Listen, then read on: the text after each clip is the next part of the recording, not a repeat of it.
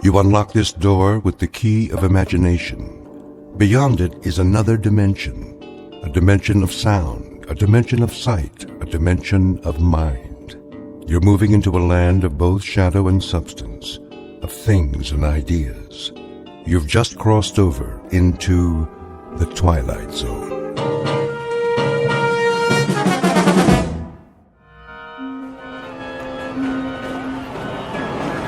Taxi cab? Who needs a taxi? Over here. There's a cab. Tell him to wait, Wilfred. Quickly, before someone else gets it. Junior, come along. I'm coming. At least carry your mother's suitcase. Her shoulder's bothering her. I got it. Evening, folks. I got your bags. Can you take 4? What's that? There are 4 of us. Sure. 3 in the back seat, 1 in the front. Where's Paula? Don't ask me. I thought she was with you. She's back there talking to somebody. Who? Who? A guy. Who do you think? Paula, come over here right now. Yes, Daddy. Hey, can I get your number? Now, I said. I heard you. And who was that? Who's who? That young man you were talking to. A college boy. In a fraternity. Come along, Paula. You can't go around talking to absolute strangers. Get in the cab. But he was nice. Oh, you think anything in trousers is nice. Ready, folks? Seems to be very busy tonight. Yes, sir. What's the occasion? Are you serious? Well, if I weren't, I wouldn't waste my breath. I asked you a simple question. Mardi Gras, sir. Oh, no. All the wretched timing. Mardi Gras. Can we go, Daddy? Oh, please. We most certainly cannot. This is hardly a pleasure trip. What about me? You'll stay with us. But I'm old enough. Not another word, Junior. Come down on business, did you? That's right. Family business. My father-in-law's extremely ill. Oh, I'm sorry to hear that. What's the address? 1427 Wistria Lane. Do you know where that is? Sure do. That's in the Garden District. Some nice places around there. There are indeed. And this is one of the nicest. A very valuable piece of property. I'll bet. Can I ask a question? Ask away, son. What's the drinking age in New Orleans? Junior! I just asked. Driver, how do you turn the light on back here? Now what in the world do you need a light for? So I can see myself in the mirror? I have to fix my hair. Will you all please try to control yourselves? No one wants to be here. That's understood. But now that we are, we'll just have to make the best of it. Step on it, driver. We don't have all night. Yes, sir. Put on your seatbelts, please. I know a shortcut. Otherwise, we'll never get there. They don't call it Fat Tuesday for nothing. Meet the Harpers. Not your typical American family, perhaps, but people who belong together, like birds of a feather. First, there's Wilfred Harper, father and husband, a money-hungry, conniving sort with shifty, piggish eyes that reflect the contents of his soul. His wife, Emily, on the fading side of 45, with a petulant, mousy face and a voice to match, a thin-lipped hypochondriac. Then there's Wilfred Jr., with a face devoid of any suggestion of character. He has inherited much of his father's avarice and all of his mother's weakness. The combination gives him a half-hungry, half-cruel look that one usually finds on cornered animals. And his teenage sister, Paula, a vast desert with only one structure on it, a mirror. She is committed to her own appearance and nothing else on earth. These 4 received a phone call concerning the health of Emily's father, one Jason Foster, who lies dying in his mansion. Soon we'll meet Mr. Foster, a tired ancient who on this particular evening will leave the earth. But before departing, he has a few things to do, some services to perform, some debts to pay, and some justice to mete out. Because this is not only New Orleans at Mardi Gras time, it's also the Twilight Zone.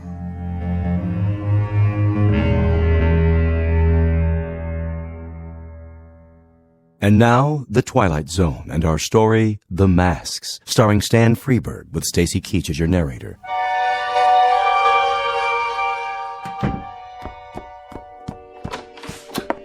How do, Nola? Jeffrey? Give you a hand with that? Oh, thank you kindly. Crowded downtown? The biggest Mardi Gras ever. At least that's what it looks like. I almost couldn't get a seat on the streetcar. Got everything, I see. Everything he asked for. How is he? He looks badly. And he's much weaker. Ever so much weaker. Can't say as I'm surprised. He wants to be advised when his relations arrive. Knowing his relations, I'm sure they'll make themselves known. You're right about that. The doctor still here? Mm-hmm. With him now. I'll get dinner started. You do that, Nola. You do that. Oh, my. A sad and mournful day.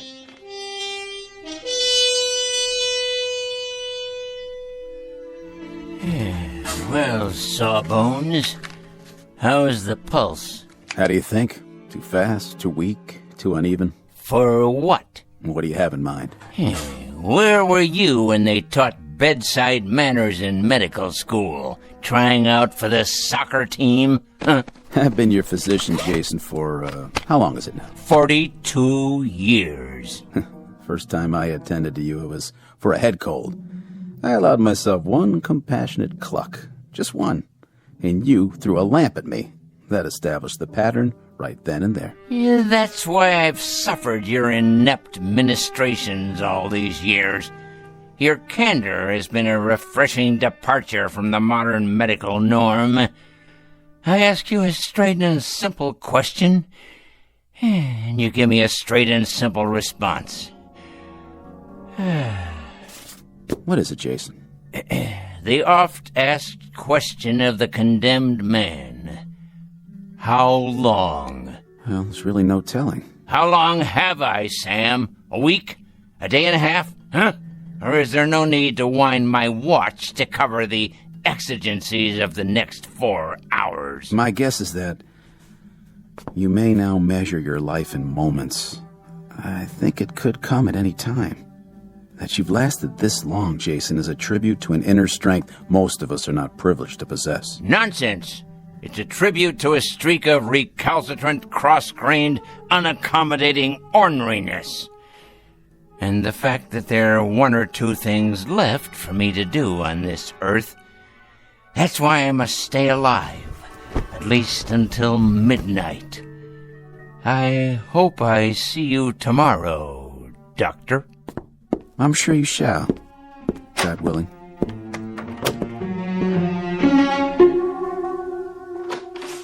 Right this way, please.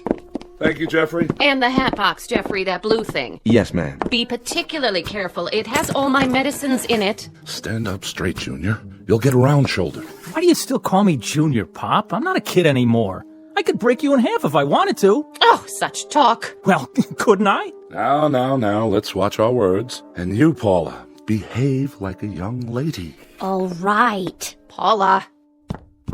Hello, Emily. Oh, how nice to see you again, Dr. Thorne. You've met my husband. Yes, some years ago, the last time he was here. How are you, Mr. Harper? As well as can be expected under the circumstances. And you, Mrs. Harper? How are you? Bearing up, Doctor. As best I can. This is our son, Wilfred Jr., and our daughter, Paula. Hi. Hello. This is your grandfather's doctor, children. Your father's been expecting you. I'm very glad you could make it. Crowded at the airport, was it? Oh, that silly Mardi Gras. Well, really, the traffic is unspeakable. Shouting, screaming, incredibly rude people. It's a wonder we were able to get here at all. As for your father's condition, he's... Oh, yes. How is he? We're all really quite concerned on tenterhooks, you might say. Well, he's extremely ill. How long? Well, a good educated guess would be that it's just a matter of days. Days, you say? Hours, perhaps. Is that right? How simply awful. We've been expecting it, of course. Jeffrey? Yes, ma'am. Our rooms, are they ready? Yes, ma'am. They're all prepared. I want to take a shower. Wait for the butler to show the way. A question for you, Doctor? Yes? You may recall, I suffer severe muscle spasms in my shoulder. They're really quite agonizing. Are they? Oh, perhaps you could prescribe something? That quack I've been going to in Boston is supposed to be a specialist, but... He'd better be a specialist. He charges like one. Well, it's a very complicated condition. As a matter of fact, he told me that you don't see cases like mine more than once or twice in 100 years. Oh, please, Emily. It's true! Let me describe the symptoms. I'll be sitting down, perhaps reading a book, and I'll suddenly get this bolt of pain through my upper arm. It's all I can do to bear it. You can't imagine. Excuse me, Mrs. Harper. I have another call to make this evening. If you'll forgive me... Take the luggage upstairs, Jeffrey, all of it. Yes, sir, Mr. Harper. And this briefcase, too, if you will. I'll do my best. I'll see you to the door, Doctor. Paula, you and your brother see your mother to her room. Come on, Mom. Oh, give me your arm, Junior. You already got it. I hope you don't mind, darlings, but the pain is, well, frankly, it's more than I can bear. This way, folks. Old man's in bad shape, huh? As I said, the old man is dying. And there's no chance of a recovery? Not realistically, if that's any comfort to you. Good evening, Mr. Harper.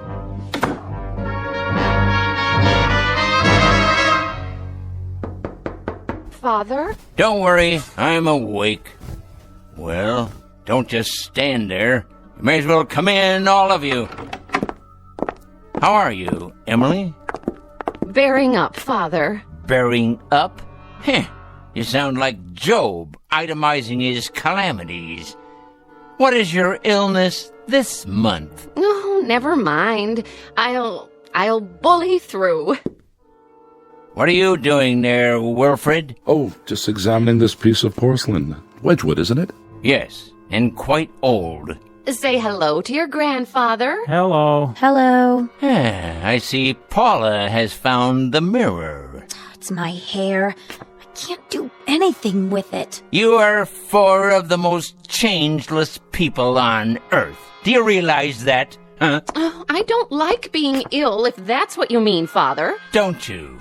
Don't you indeed, Emily? That's hard to believe. It really is. Why, what do you mean? Considering that in the past 25 years, you've been at death's door so many times, it's a wonder you haven't worn a hole in the mat. And you, Wilfred, how's business? Oh, you know how it is.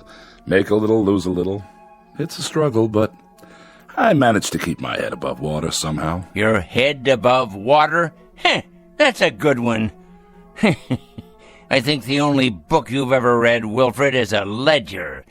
If someone were to cut you open, they'd find a cash register in place of a heart, a profit and loss column instead of a spine, and liquid assets running through your veins instead of blood. Really, that's not fair. Really, it is. And you there, Paula, putting on a fresh coat of lipstick before speaking further, I see? Nice to see you, Grandpa. How friendly of you to say so, considering that you haven't looked at me yet. All you've seen is yourself in the mirror, which, in the final analysis, is all you ever see. That's not true. You're being mean, Grandpa. You shouldn't, you know. We've had such a miserable long trip, and Mother hasn't stopped complaining one instant. Oh, you hear that, Father? The younger generation. He jests at scars that never felt a wound. Emily, my dear, I understand that my troubles include hardening of the arteries and a weakening heart. But if you continue playing Sarah Bernhardt, I may well succumb to an intestinal affliction. What does that mean? It means you're in danger of making me sick to my stomach. And young Wilfred Jr. over there, looking as alert as usual. Willie, darling, tell Grandfather how nice it is to see him. It's very nice to see you, Grandfather. Looks like an English bull, talks like a parrot. How gracious and unselfish it was for you all to come and see me. Father dear, wild horses couldn't have kept us from you. Not even my own agony. Well, I hope you survive, Emily. You're to have an excellent dinner this evening. And then I've planned a surprise. But, Grandpa, it's Mardi Gras. I was hoping you'd know of some parties. We're having a party here, Paula. We are? Have you invited any boys? Better than that.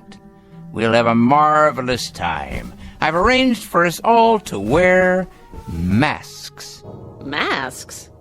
How droll, Jason, masks. I swear you people don't just celebrate tradition down here, you succumb to it. I think you'll find that there's absolutely nothing traditional about them.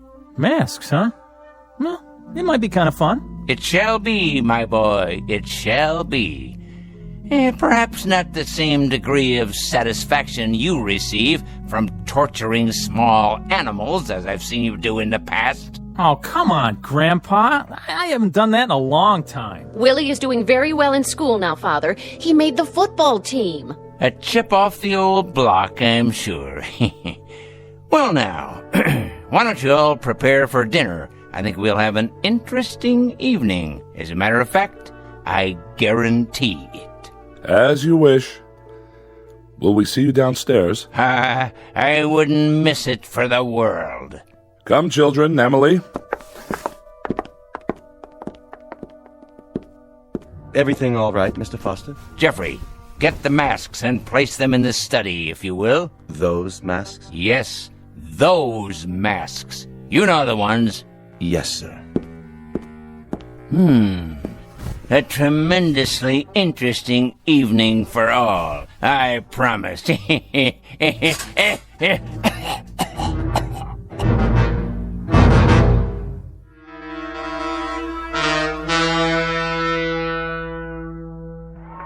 away from the window, Paula. But look at all the fun they're having. You heard your father. I think it's disgraceful, the way those animals have invaded this part of town. It used to be just in the quarter, but now...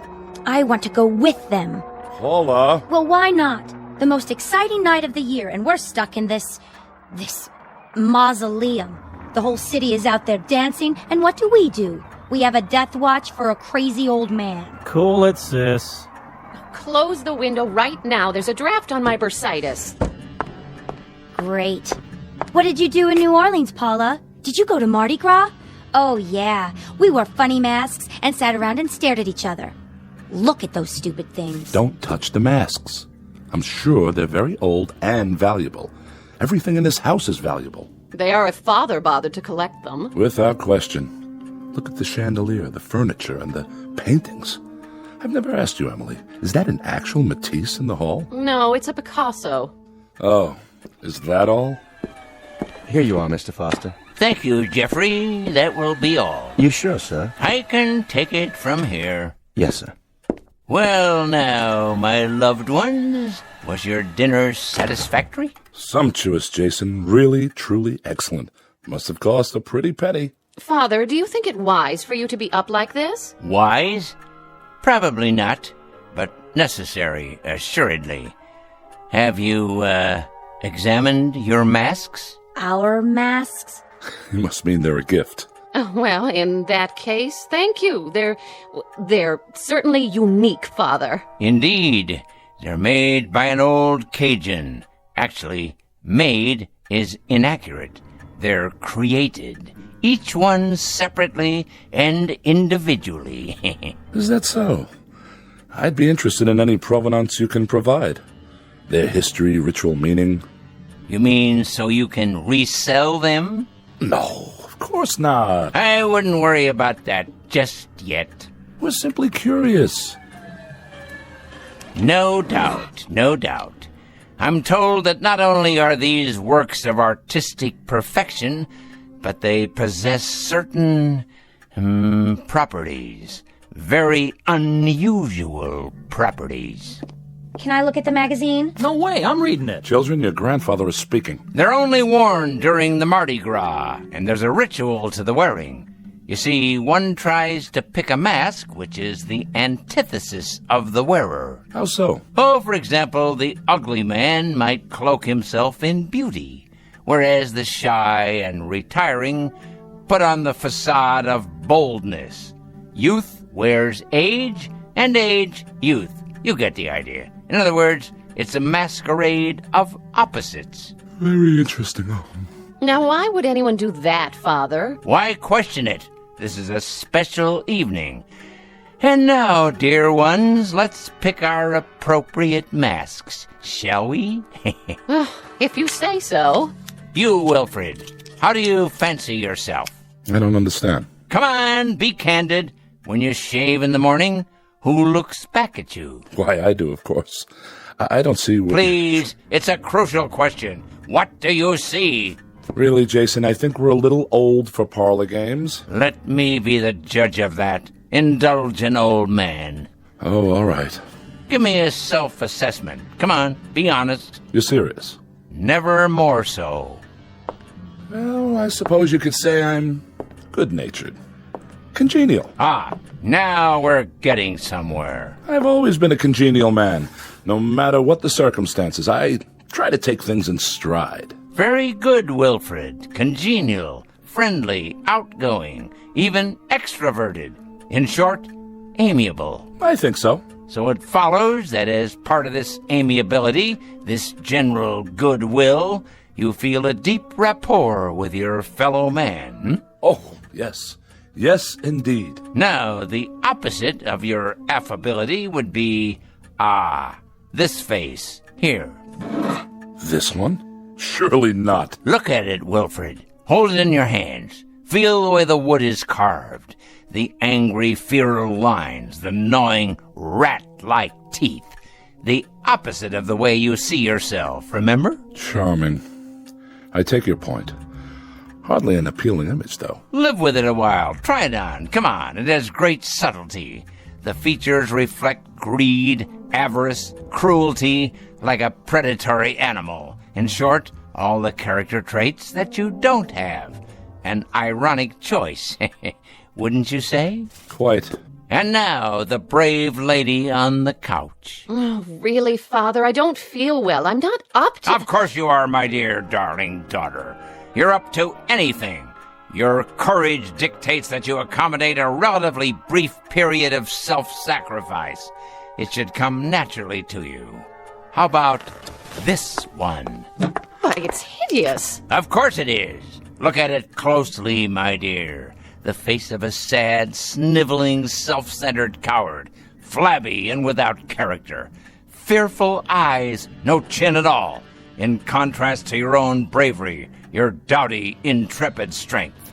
Well, I suppose it does serve as a contrast. Next, the one over there, who walks in beauty like the night. What?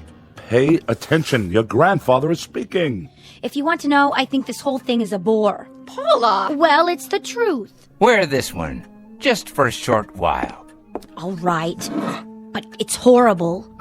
Look closely. The round porcine features. It's the face of a pig, with beady eyes, puffed out jowls, and a shiny pink snout. A self-indulgent face that's never satisfied. Not like you, my dear. It has none of your heart, none of your selflessness, none of your great concern for others at the expense of yourself. Well, if you put it that way. And last but hardly least, the timid one over there. The gentle and quiet Wilfred Jr. Oh, come on, Grandfather. But you haven't seen it yet. What's this one supposed to be? You're opposite, my boy. The face of a dull-witted, stupid clown. Thanks. Notice the low brow, the bulbous nose, the slack, oversized mouth, as opposed to your own manful refinement, your courteous, deferential gentility. Yeah, I get it. And now, we're almost done. What about your mask? This one. But that's a skeleton. The face of death, because I'm alive. Understand? I'll wear the very thing that stalks me at this moment. Oh, you don't mean that we actually have to wear these hideous things? I believe I explained that. Only for a few hours, I should add, until the unmasking. And that's at midnight. Paula, you'll break it. I don't care. Everybody else can do what they want. I'm not wearing mine. Then I'm not either. I'm afraid, Jason, that we're somewhat at odds here.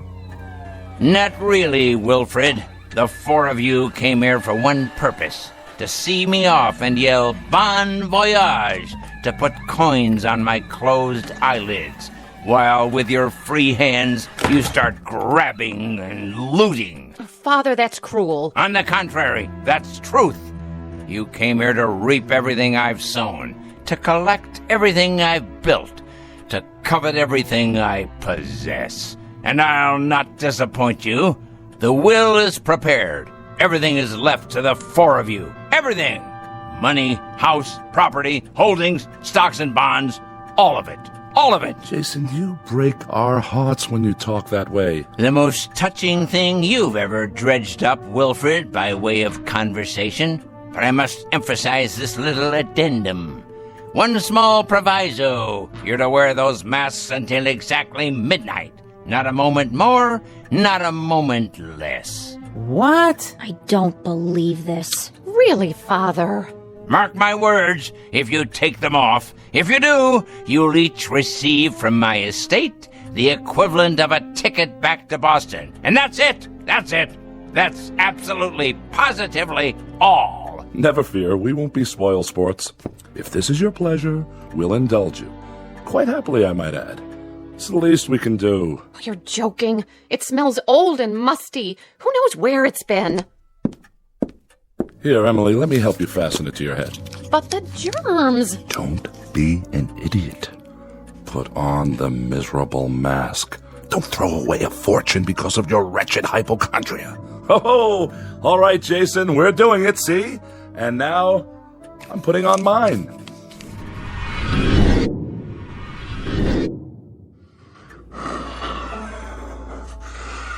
How do I look, everyone? Oh, Paula! Willie! Do as your father says! What do we do now? Dance, sing, or vote for the ugly prize? You win, sis! Man, look at the stout on her! Very good. And now, dear ones, it's my turn. Now let's all wait for the stroke of midnight, when all things will be revealed.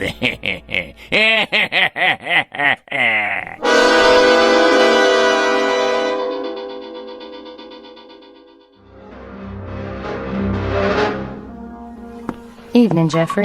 Nola? How's Mr. Foster doing? He's up and around. He is? Mm-hmm. In his electric wheelchair. I took him into the study. That man. I reckon he wants to spend time with his relations. Well, they look like they don't want to spend time with him. Let me ask you something. What does he plan to do with those masks? I think he wants to play a game with them. With the masks? Or as people? Beats me. He better be real careful. Why's that? He had me buy those masks down in the quarter. Wanted them made special by some witch man who does voodoo and such. I told him, Mr. Foster, don't you go messing around with that stuff. That's the devil's work. Nola, he said, don't you worry. I know what I'm doing. I surely do hope he was right. Me too. Once you go that way, there's no turning back. That's the truth. Help me put away these dishes, Jeffrey. It's getting late.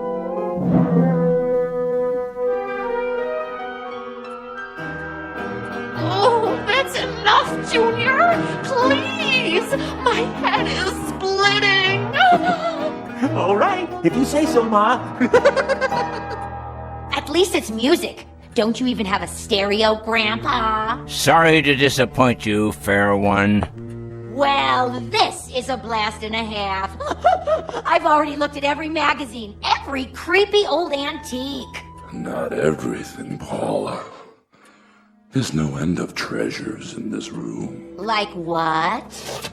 These books, for example. How old they are, how rare. They're first editions, aren't they, Jason? All of them. All of them. Imagine that. They must have taken you years to collect. A lifetime. Freud, Audubon, William James. Who is this? Lovecraft. I see his autograph in one. The Shadow over Innsmouth. Very rare. You should read it sometime. About people who aren't what they appear to be. Pretty valuable, I suppose. Extremely. Of course, not as valuable as the oils. You might be surprised. Although the paintings have been appraised at several $1 million. That much? Oh, Father, is it close to 12 yet? Patience, Emily. Good things come to those who wait. I can hardly breathe behind this mask. I'm suffocating. It won't be long now, I promise. Where's the TV? You gotta have a TV. Sorry, no cartoons for you tonight. Oh, we don't need entertainment. Why would we? We're rocking out right here in this room. We're getting down, aren't we? Having a ball. We're raising the roof. Party on, everybody. Let's play charades. Spin the bottle. Post office. Let's go. Let's do it. Let's... Oh, look what you've done. I couldn't help it. Just lost my head, I guess. It was an accident, okay? Oh, I'll clean it up. The maid will take care of it. But the value, it must be irreplaceable. Not really. Just an early Ming Dynasty vase. Still plenty of them available. I'm taking this thing off my face. I can't stand it one more minute. Paula, don't be a fool. Oh, I don't blame her. I don't blame the child one bit. Nor do I. How could I? We each behave according to our natures. I told you it was an accident. This is cruel, Father. A cruel, heartless torture. I have to agree, Jason. Really, this has gone far enough. We've been in this room for 3 hours, regarding each other through these grotesque masks. There's a limit, and we've all reached it. I must tell you, as far as I'm concerned, this is nothing more nor less than madness. Junior, what are you doing? I've had it too. I am not a bozo. Oh, please, Father, please, let us take them off. Jason, we're waiting. Speak to us. Have you all had your say now? Anything more from you, Paula? Junior? Emily, the flower of my loins? Or you, Wilfred, the benevolent captain of industry? Is there anything else you have to tell me? Speak now or forever hold your peace. Only that I'm feeling buried alive. I agree with Dad. I think anybody who would do this is out of his mind. Please, Pop. Let us take them off. I appeal to you, Jason, from the bottom of my heart, for the sake of my family, for all of our sakes. Open the window to the street for me, would you? One last time. If you like. But my Mercedes! Shut up, Emily. Ah, the sounds of the night. They come from far and wide to partake of pleasure.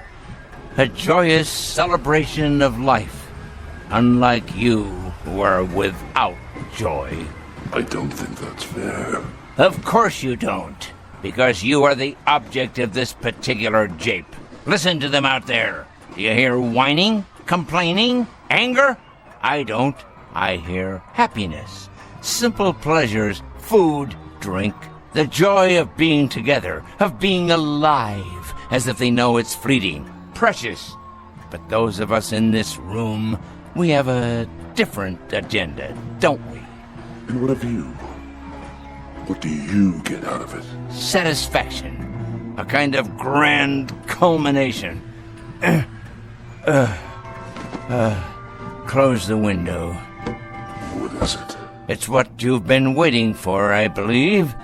The anointed time when you can all dig deep into the treasury. You're feeling weaker, Father? Ah, at last. A note of hope in your voice, Emily.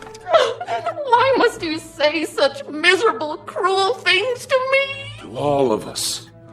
What have we ever done to you? Because you're a pitiful excuse for a family. That's why. This is the only language you understand. Only we could respond in kind. If only we could open up to you without restraint in the same way you speak to us. If only we could tell you what we think of you. Fine, Wilfred. Excellent. The truth at last. You've masked not only your faces, but your minds. Speak what's in you now. You're a twisted old man. Yes! Yes! Tell him, Daddy! You dangle us like puppets. You always have, taunting to get a response. You play with us as a cat does with mice. There is no humiliation you wouldn't subject us to. And for what reason? We've done everything you wanted, always. We've remained at your beck and call, your slightest whim. My whim? What have I ever asked you to do before tonight? You visit when you see fit and have nothing to say when you do. Well, we do now. We sure do. You're a stinking old man. That's what you are, and it's time you die. Past time. Why don't you? Even the clown has found his voice, huh? I agree with them. Do you hear me, Father? I agree. It's time you let go of your grip on us. My grip, indeed. I have no grip on you. I tried to hold you once, but none of you respond to love. You, Emily, you respond only to what your petty self-absorption dictates. That's enough, Jason. Wilfred responds only to things that have weight and bulk and value.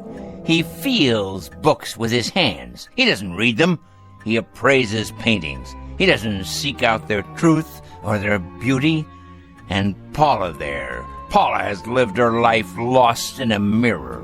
The world is nothing to her but a reflection of herself and her brother. Humanity to him is a small animal caught in a trap to be tormented. His pleasure is the giving of pain, and from this he receives the same sense of fulfillment that most human beings get from a kiss or an embrace. So unfair, Father. You're caricatures, all of you, even without the masks. And this last note. I haven't held any of you here. You were always free to go. What's held you here has been my daughter's weakness, my son-in-law's greed, my granddaughter's vanity, and my grandson's cruel subhuman sadism. As soon as the clock chimes 12, you will all be very rich. It's as good as done. Now you own everything I have owned. You've kept your bargain. You've worn the masks. So now enjoy yourselves, my pretties. Live full lives. And may God have pity on you.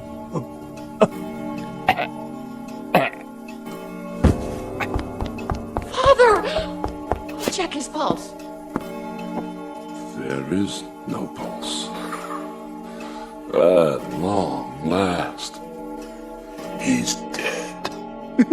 So, what do we do now? What do you think we do?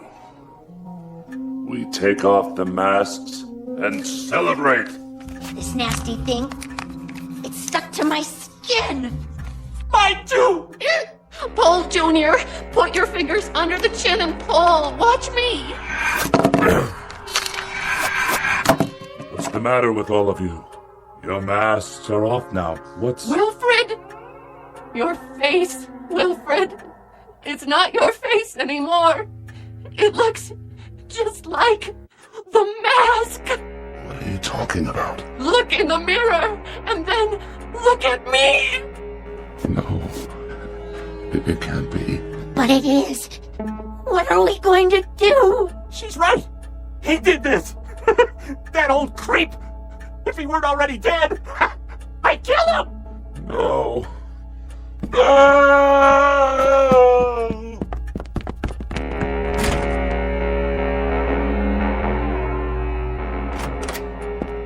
Mr. Foster, are you all... Mr. Foster? Mr. Foster? Sir! Call the doctor! Nola! Call him now! Where is he? In here.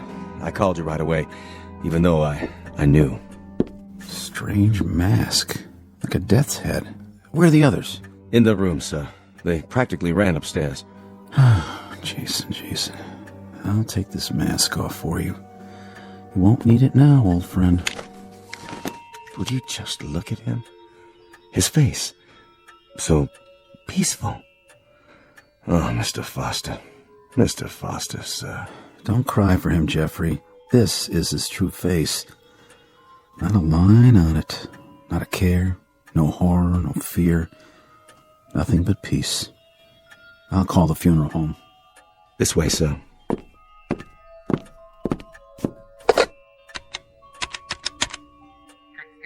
Yes, this is Dr. Sam Miller. I'm at the Foster home. Yes, that's right. Mr. Foster has passed away. Time of death, 12 midnight. Right, I'll fill out the death certificate. Someone will be here. His family.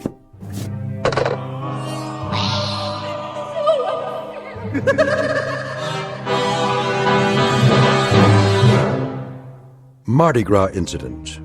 the dramatis personae being four people who came to celebrate. It might be said that they partied with a vengeance. They now wear the faces of all that was pent up inside them. But unfortunately, they'll wear it on the outside for the rest of their lives. Said lives to be lived from this point on in the shadows. Tonight's tale of men, the macabre, and masks in a section of the Big Easy called the Twilight Zone.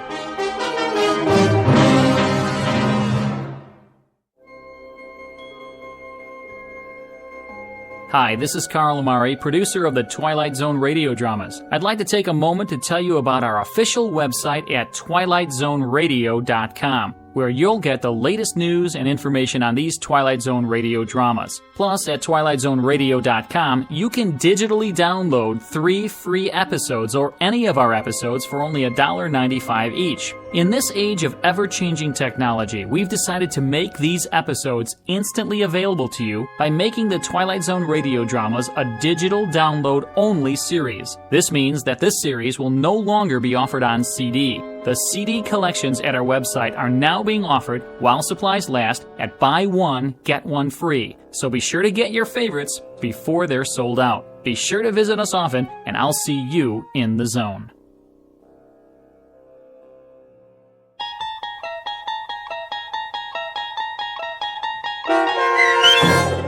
The Masks, starring Stan Freberg with Stacy Keach as your narrator, was adapted for radio by Dennis Etchison and written for The Twilight Zone by Rod Serling. Heard in the cast were Mike Starr, Maggie Carney, Craig Brawley, Elizabeth Lado, Jeff Lupetin, Doug James, Kurt Nabig, Sarah Marks, and Carl Amari. To learn more about the Twilight Zone radio dramas and to obtain audio cassettes and CDs of these programs, visit our website at twilightzoneradio.com. The producers of The Twilight Zone wish to thank CBS Enterprises, Carol Serling, Dennis Etchison, Dick Brescia Associates, Claire Simon Casting, Terry Jennings, XM Satellite Radio, Sirius Satellite Radio, our sponsors, and our radio affiliates for helping make this series possible. This copyrighted radio series is produced and directed by Carl Amari and Roger Wolski for Falcon Picture Group. Doug James speaking.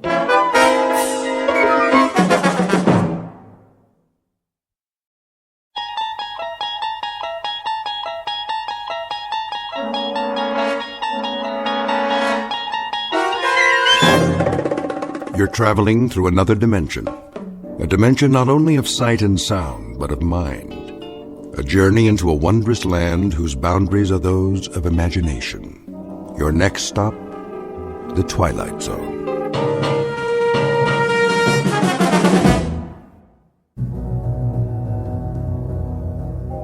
There are only 3 questions worth asking. 1, where did we come from? 2, what are we supposed to do while we're here?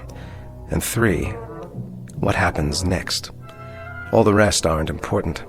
It took me a while to figure that out. I didn't get it at first. None of us did. But then, who does? What? Where?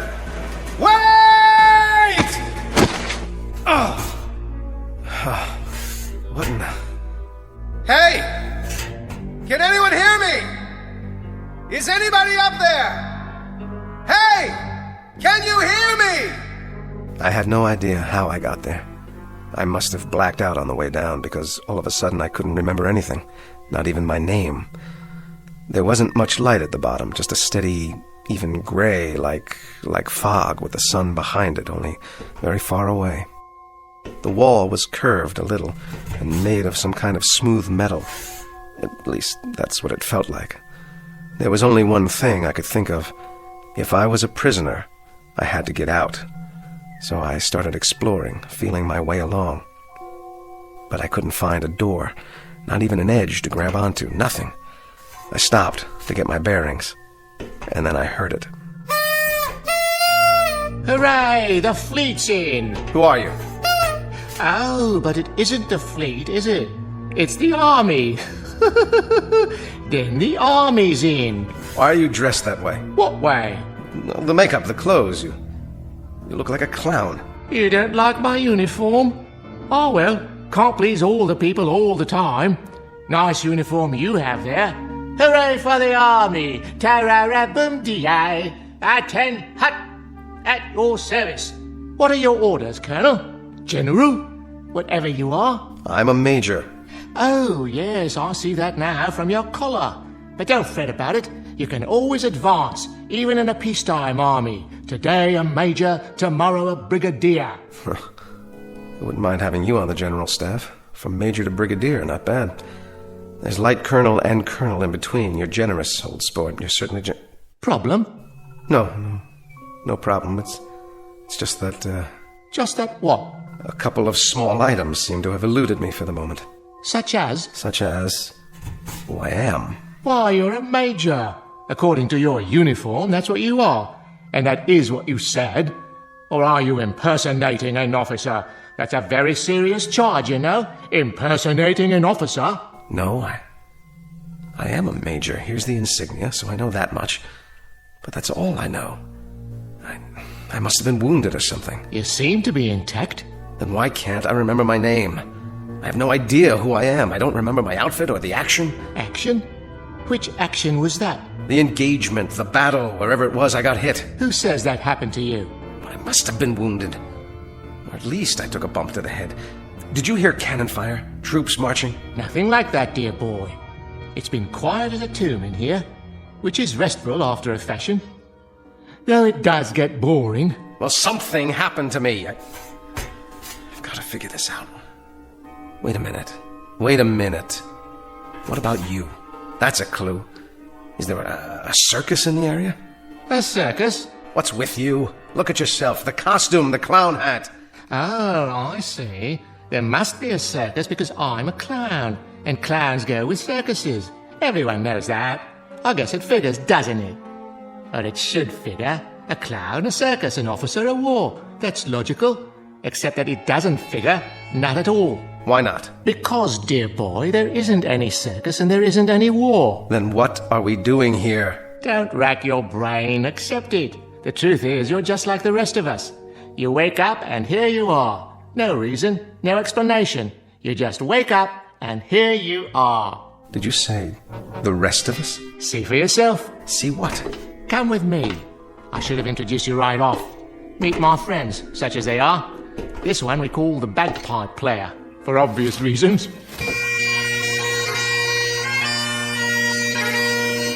Hello, laddie. And this is, well, I suppose one would call him a tramp or a hobo, judging from his stereotypical appearance. A familiar sight no matter where one goes, wouldn't you agree? Hey, pal, you wouldn't have a drink, would you? And the most beautiful of us all, the ballet dancer. How do you do? How do you do? I'm... Don't worry about names. They don't remember theirs either. Gentlemen and lady, I'd like to introduce the Major. Hello. Meet our collection of walking, talking question marks. 5 improbable entities who are all in the same predicament, trapped side by side in a pit of light and darkness. No logic, no reason. Just a prolonged nightmare in which fear, loneliness, and the unexplainable walk hand in hand through the shadows. In a moment, we'll start collecting clues as to the whys, the whats, and the wheres. We will not end the nightmare. We'll only look more closely into the shadows in search of an explanation. Because you've already fallen with them, headlong and without a compass, into an uncharted region known as the Twilight Zone. And now, The Twilight Zone, and our story, 5 Characters in Search of an Exit, starring Jason Alexander, with Stacy Keach as your narrator. The clown was right. One was a bagpipe player, complete with plaid kilt. The tramp was, well, a tramp by the looks of him. And the ballet dancer really was beautiful. She had on a white leotard and one of those little ruffled skirts, what do you call them, tutus. The 4 of them acted like they weren't surprised to see me there. Not a bit. But why? Why weren't they? If you don't mind, would someone please tell me? Or is it a secret? Tell you what, dear boy? What do you think? What's going on here? Going? Going where, old boy? I don't know. What are we? Who are we? None of us know, Major. We don't know who we are. Each of us just woke up one moment and here we were. In the darkness. But this isn't really darkness.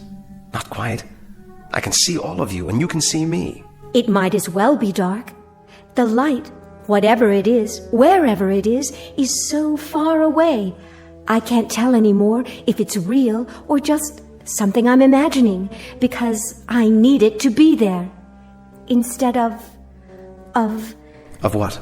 Of nothing. That's absurd. Is it? Each of you woke up, just like that. Correct again. Give the man a cigar. But how did you get here? What were you before? Who put you in this place? You sure got a lot of questions. I told you, Major. We don't remember. Are you sure you didn't fall? We may have. The memory fades after a while. Well, that's how I got here. Did you? Yes, he did. He did indeed. I saw him. A nice pratfall, as a matter of fact. Quickly, before it fades. What's the last thing you remember before you fell? I don't know. I must be suffering from amnesia. Oh. Then you're like us. Time to join the big parade, Major. If you could find your hat and sword, you could lead us. Oh, what a splendid drum major you'd make. Followed closely by the clowns and acrobats, of course. This is incredible. Oh, isn't it? What a troupe we've put together. The crowd will love us. But how did this happen? How could it? That's the same question we asked ourselves. How could it happen? A question with no answer, Major. A question with no hint of an answer. At least, not a rational one. Nonsense. Everything has an answer. You just have to find it. Consider all the evidence, sift through the clues. Oh, isn't this exciting? Where do you want to look first? It doesn't matter. Of course it does. Please, try to understand what I'm saying. It will be easier for you that way. We're things with no memory, no knowledge of what went before, no understanding of what is now, no knowledge of what will come. How long have you been here? It's part of the mystery, too. We don't know nothing. At least I don't. You got any ideas? No idea at all. Then don't fight it. Live it or live with it. Know what I mean? Whoever left us here must have a plan. How long will we be here until the next phase? Now that's a very good question. The best question of all. But alas, no one has the answer. You mean you don't? Who else is there? We've discussed it like a proper committee, and we're no further along than we were at the beginning. Talk, and more talk. So I ask you, man to man, clown to officer, what's the point? Sit down, Major. Conserve your energy. For what? For whatever the fates have in store. I suggest you listen to the beauteous ballerina and fasten your seatbelt, because we may be in for a very bumpy ride. Or then again, perhaps not. Perhaps what will happen is only more of the same. Perhaps we're all doomed to die of terminal boredom.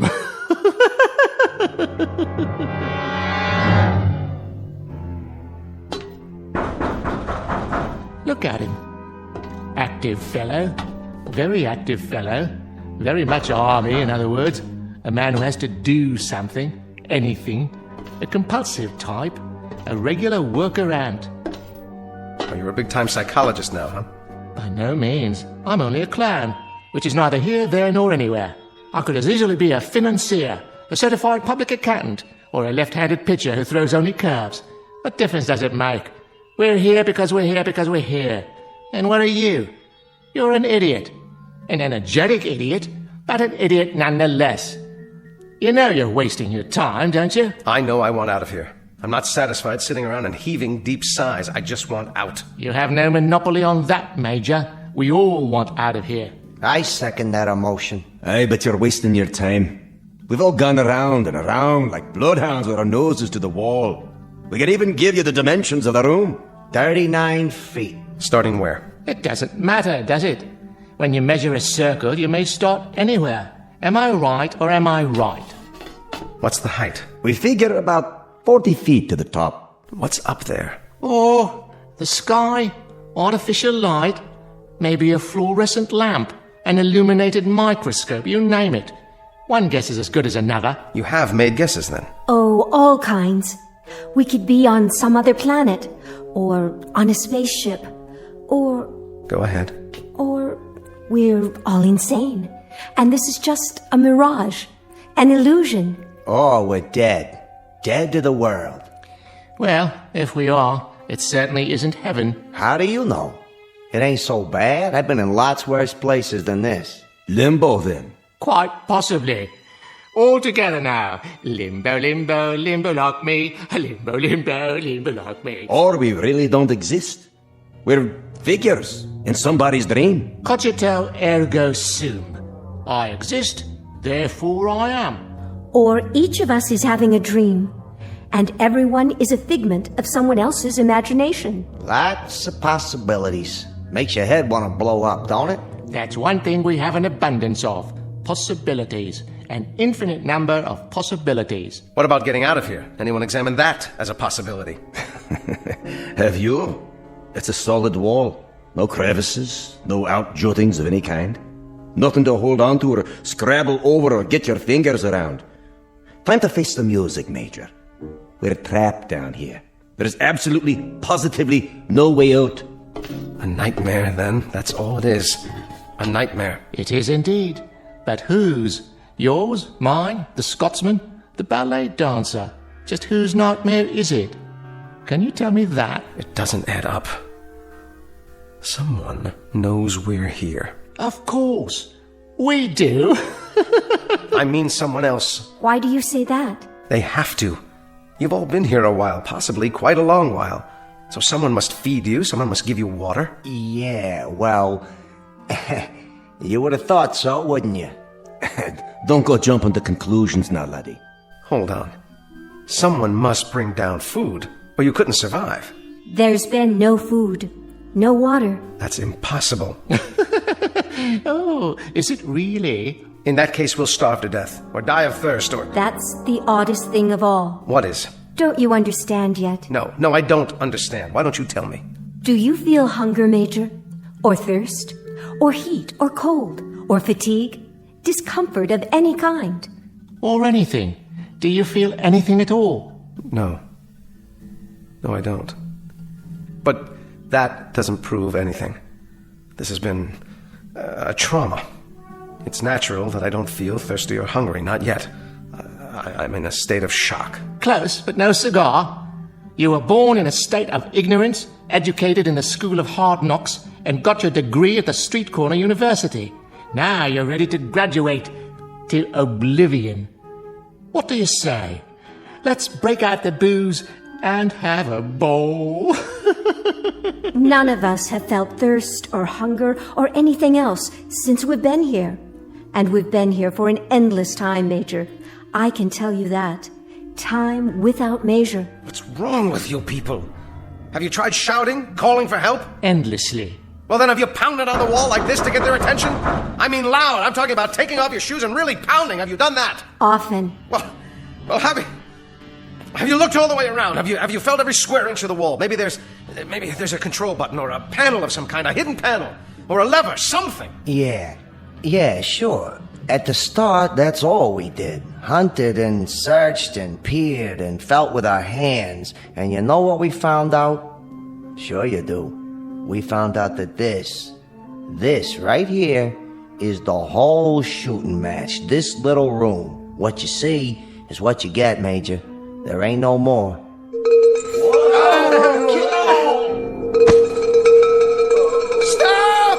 Stop up there! Well, are you going to tell me? Tell you what, Major? What was that noise? It happens from time to time. A giant bell or something. That's what it sounds like. Yes, but what is it? Another question, eh, boy? One more question without an answer. Oh, then this is a madhouse. That's what it is. A madhouse. You're all loonies. You might be right, Major. But remember one thing. Whoever's ringing that bell, for whatever purpose, I think it would be safe to say that honestly and truly, absolutely and positively, it tolls for thee.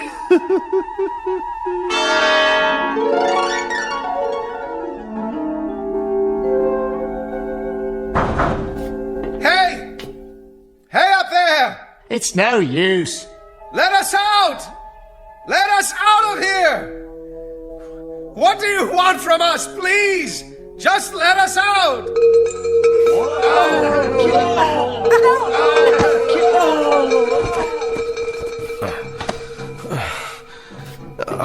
Are you okay? Don't be afraid, Major. Take my hand. Where? Here. Please don't be afraid. In the beginning, it's hard. But after a while... There must be a way. Something we can do. There has to be. This sort of thing just doesn't happen. A few more like that, and it'll wreck my bagpipe. You there. Girl. What is it? Why don't you dance for us? Leave her alone. It'll make the time pass. A capital idea. I'll play a tune. I've already danced for you. It doesn't do any good. Don't be modest. The Major's never seen you dance. How about it? The Major doesn't want to see her dance. Careful. You'll hurt her feelings. The Major's not interested in passing the time. All the Major wants to do is get out of here. And how do you propose to do that? All right. It's smooth. Absolutely smooth. Unbroken. And high. Too high. Not even a place for a foothold. Nothing. That means we have to go through the wall. With what? Did you ever think of that, huh? A hole through the wall? Or what about the floor? What about it? If the wall is solid, smash a hole in the floor and tunnel out. Easier said than done. At least give it a chance. We don't know how thick it is. The wall or the floor. Or even what they're made of. Then find out. Find out. Don't just sit there like lumps, like things, like mindless, soulless things. Playing your bagpipe, telling her to dance. What's wrong with you? If this is a madhouse, maybe that's where you deserve to be, in a madhouse. And what about you, body boy? I think you're mad, all of you. I think you're out of your ever-loving heads. I know you are, but what am I? Try a hole through the wall, right about here. That's the first thing to do. Try to force a way through it. Industrious, isn't he? How about it, huh? A hole through the wall. See if we can get out that way. That's very bright. Terribly ingenious. Highly imaginative. Incredibly inventive. Except for one thing. With what? With our bare hands? With our fingernails? With this. Why, wherever's your sword been all this time? It must have come off my belt when I fell into this place. Here. Watch this. Now you've gone and broken it, dear boy. Nice sword, I must say. Was it Sheffield steel or only pot metal? No. I will not have this. I will not have it. Major, please, Major, listen to me. After a while, it becomes easier. I promise. I need to make a plan. I need to do something. Perhaps there have always been dungeons like this, and we've just never heard of them before. Maybe they're for the unloved. Maybe that's what we are. The unloved. Don't let me hear you talk that way. Come here. Get a hold of yourself. Think. Don't be afraid. We have names. We're people, and that means we belong somewhere. Do we? There are others who care about us. You can count on that. Somewhere, somehow, we've got a life of our own, each of us, and people who care and remember out there. And we'll find them again. Together. Do you really think so? I'm sure of it. A tunnel. That's what we'll do. We'll dig a tunnel. The boy simply doesn't give up, does he?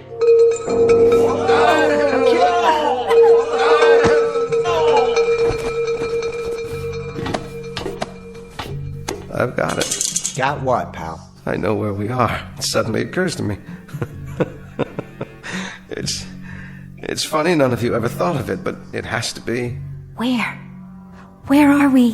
Why, my dear young lady, how unobservant of you. When the whole thing fits together so perfectly, do you need me to draw you a picture? Please tell me. Ladies and gentlemen, it seems quite apparent, doesn't it? Absolutely unequivocal. We, all of us, are in hell. God help us. We are in hell.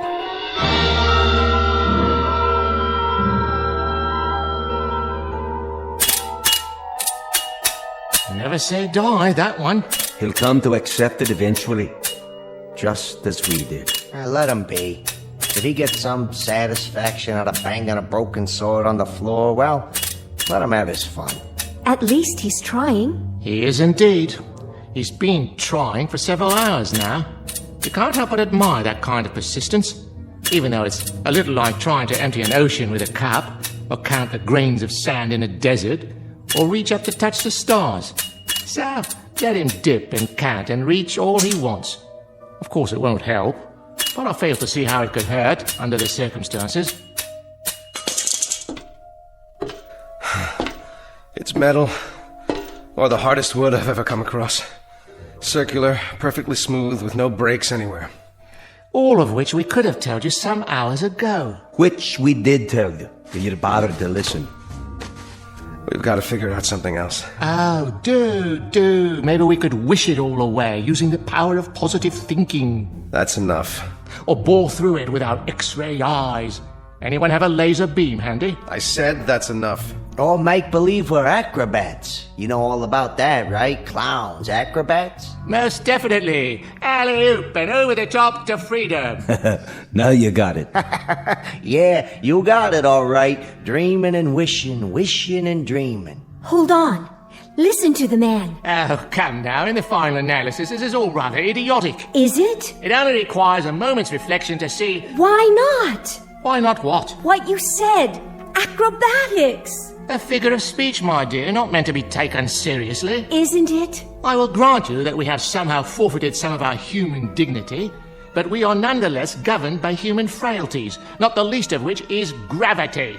You may know some advanced acrobatics that I'm quite unaware of, but for the moment, unless you can find a circus gun big enough to launch one of us skyward like a human cannonball... I see what she's getting at. Well, kindly elucidate, if you please. Don't any of you see? Yes, of course. One on top of the other, standing on each other's shoulders. What about that? It's the way they do it in the circuses, isn't it? Is that query directed at me? You're a clown, aren't you? I'll ask one if I see him. I can assure you I may wear the costume of a clown, but I have no recollection whatsoever of having been one, if ever I was. Then the only thing you ever were was a coward. That's uncalled for. Consider the consequences. We may not feel thirst or hunger, but the pain of a broken bone is quite another thing. We might very well feel pain. And a fall from, 10, 15 feet up, down to this hard floor, well, that's a sensation I'd as soon do without. It's a chance. With all due respect, miss, no thank you. She's right. It is a chance.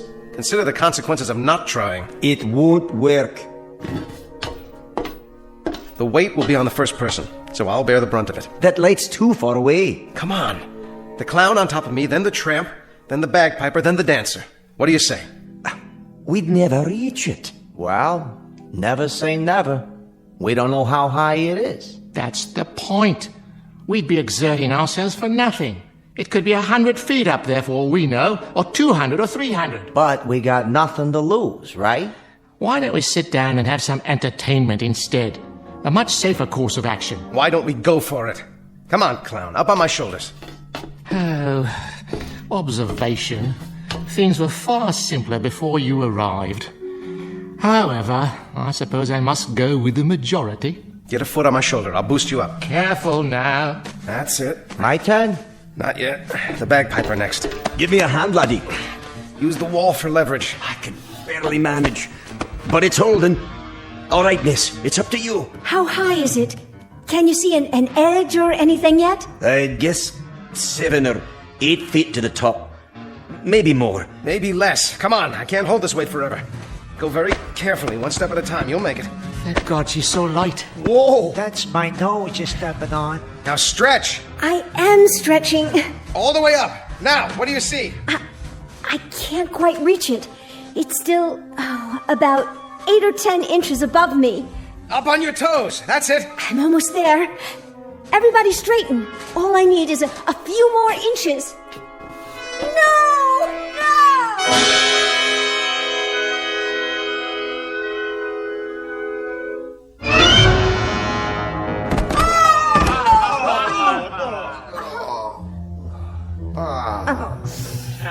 We were so close. Yes, I think we were. We'll try again. Nonsense. We could have broken our necks. But we didn't. I, for one, am not trying it again. How much farther? How much more would it have taken? Only a few inches. I could almost feel it. What if... What if what? I respect persistence as much as the next man, but stupidity, that happens to be a waste of time. A useless expenditure of energy. If we were just a few inches shy, if that's all it took, I could straighten up more on the bottom. We could each straighten an inch, 2 inches. That would give her the height she needs. Let's go. One more time. My dear young warrior, would that you had not arrived. Things were so much more peaceful before. Why not? We got something else to do? Not that I can think of. Please, I was so close. And heaven help us all. Leave us give it the old college try. Come on. Steady now. Steady. Okay. Easy. Just a little more. Okay, what's the foot now? There it goes. This is as tall as I can stand. Quite an exercise for the lower spine, I must say. Now, young lady. Here she goes. Oh, there's a rim of some sort. Yes, I think I have it. Now pull yourself up. Hold on. Yes, by all means. I can't.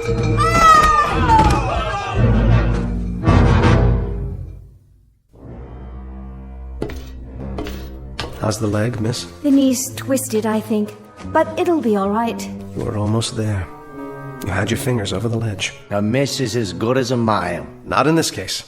A miss by about 2 or 3 inches? That's hardly a mile. This is what we do next. Oh, share your plan, pray tell. The same thing, without the dancer. Then we'll be several feet short. No, we won't. Hear me out. The clown, the tramp, the bagpipe player, and then I'll climb to the top. I'll tie a rope to the haft of this sword, fling it over the edge. Let it catch there like a grappling hook. Now that's thinking. Ingenious. But first, hadn't one of us better run over to the hardware store and pick up the rope? He's right. There's no rope around here. Strips of cloth. Torn from what we're wearing. You mean tear our clothing? It's a chance, and a good one. Yours has the most material. You said yourself you don't feel the cold. So give me those balloon sleeves. The things we do for a man in uniform. 6 feet of excellent material, courtesy of Pagliacci, or whoever I am. Good, but I need more. Twist it and start tying it together. Big knots. That's it. Takes me back to my Boy Scout days. Were you a Boy Scout? Who knows? I might have been. I got one question for you. Aye? What the heck is a Boy Scout? Anybody remember? We're almost ready. Now this time, we make it. The rope tied to the sword and over the top of the ledge. It catches, and I'm up and out. And then what? We'll worry about that when it happens. Somehow, I will get you out of here. All of you. But nobody gets out until one of us does. Now that's logic you can live with, right? If we live. You, tramp. It's time. Indeed. Leave us get on with it. I can't take this much longer. Good luck, Major. Thanks. I'll need it. All right. Now swing that rope, man. You can do it. Right 'em, cowboy. You got it. Almost. Watch out below. One more time, Major. I believe in you. Second time's the charm. Good show. I believe he's done it. How does it feel? Tight. I think it'll hold. Then go! Major, you don't know how spectacular you look. At least the weight's off. Quick, everybody down before we fall down. Got the ledge. There. Yes. If I can pull one leg up. No. Well, what's there? What do you see? Major, you've got to tell us. Where are we? No.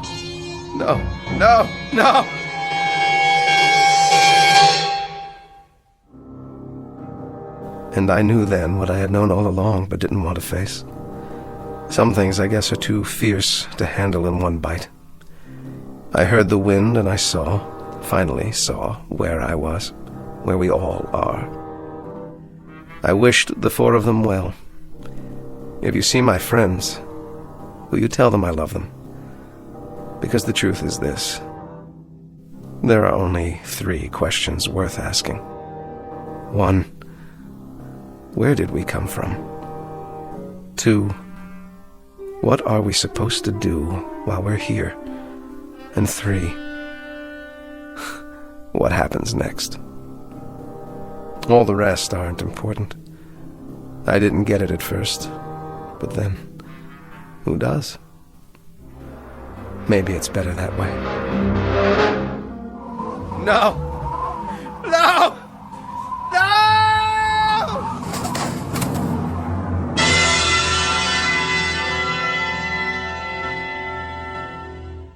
He made it. I don't believe it. I do. A brave man, Very brave. but not a very bright one. I wonder if we'll see him again. He'll be back. I know he'll be back. And then what, dear lady? He'll come and get us. You think so? He may be back, but it won't be to get us. How can you say that? I'm beginning to get a feeling, and not a very nice one, I'm sorry to say. All the little details, they're starting to fit together. This place, our costumes, the bell. He may have been right at that. What do you mean? He may have been right all along. This may very well be a kind of hell. At least for us. One from which there really is no escape. No escape at all.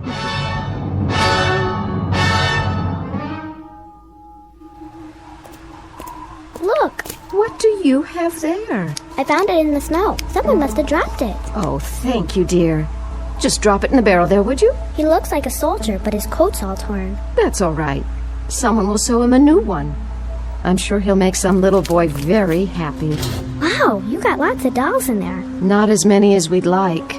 They're for the orphans, you know. But it's early and we've just started. Can I have one?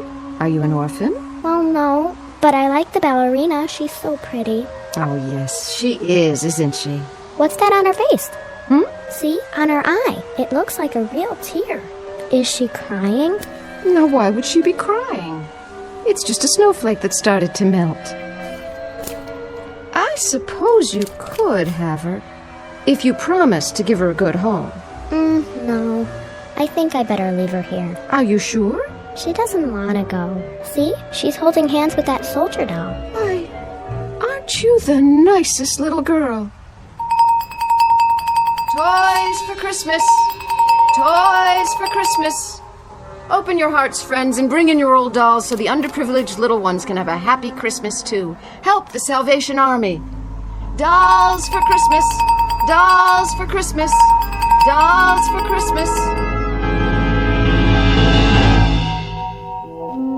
Just a barrel, a dark depository in which reside counterfeit, make-believe pieces of plaster and cloth, and plastic wrought in the distorted image of human life. But this added hopeful note. Perhaps they are unloved only for the moment. In the arms of children, there can be nothing but love. A clown, a tramp, a bagpipe player, a ballet dancer, and a major. Our cast of players on a very odd stage known as the Twilight Zone.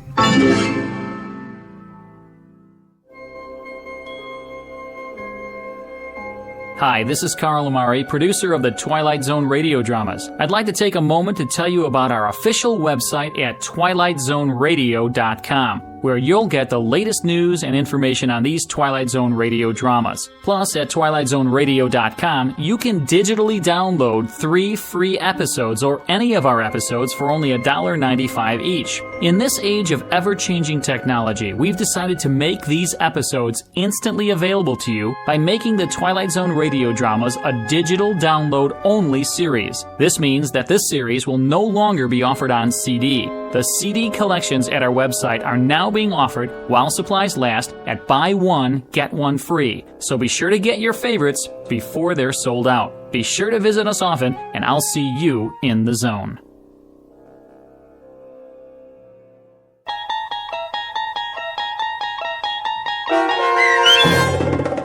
Five Characters in Search of an Exit, starring Jason Alexander, with Stacy Keach as your narrator, was adapted for radio by Dennis Etchison and written for The Twilight Zone by Rod Serling, based on a story by Marvin Peddle. Heard in the cast were Kathy Garver, David Darlow, Doug James, Christian Stolte, Frenette Lebo, and Amanda Amari. To learn more about the Twilight Zone radio dramas and to obtain audio cassettes and CDs of these programs, visit our website at twilightzoneradio.com. This copyrighted radio series is produced and directed by Carl Amari and Roger Wolski for Falcon Picture Group. Doug James speaking.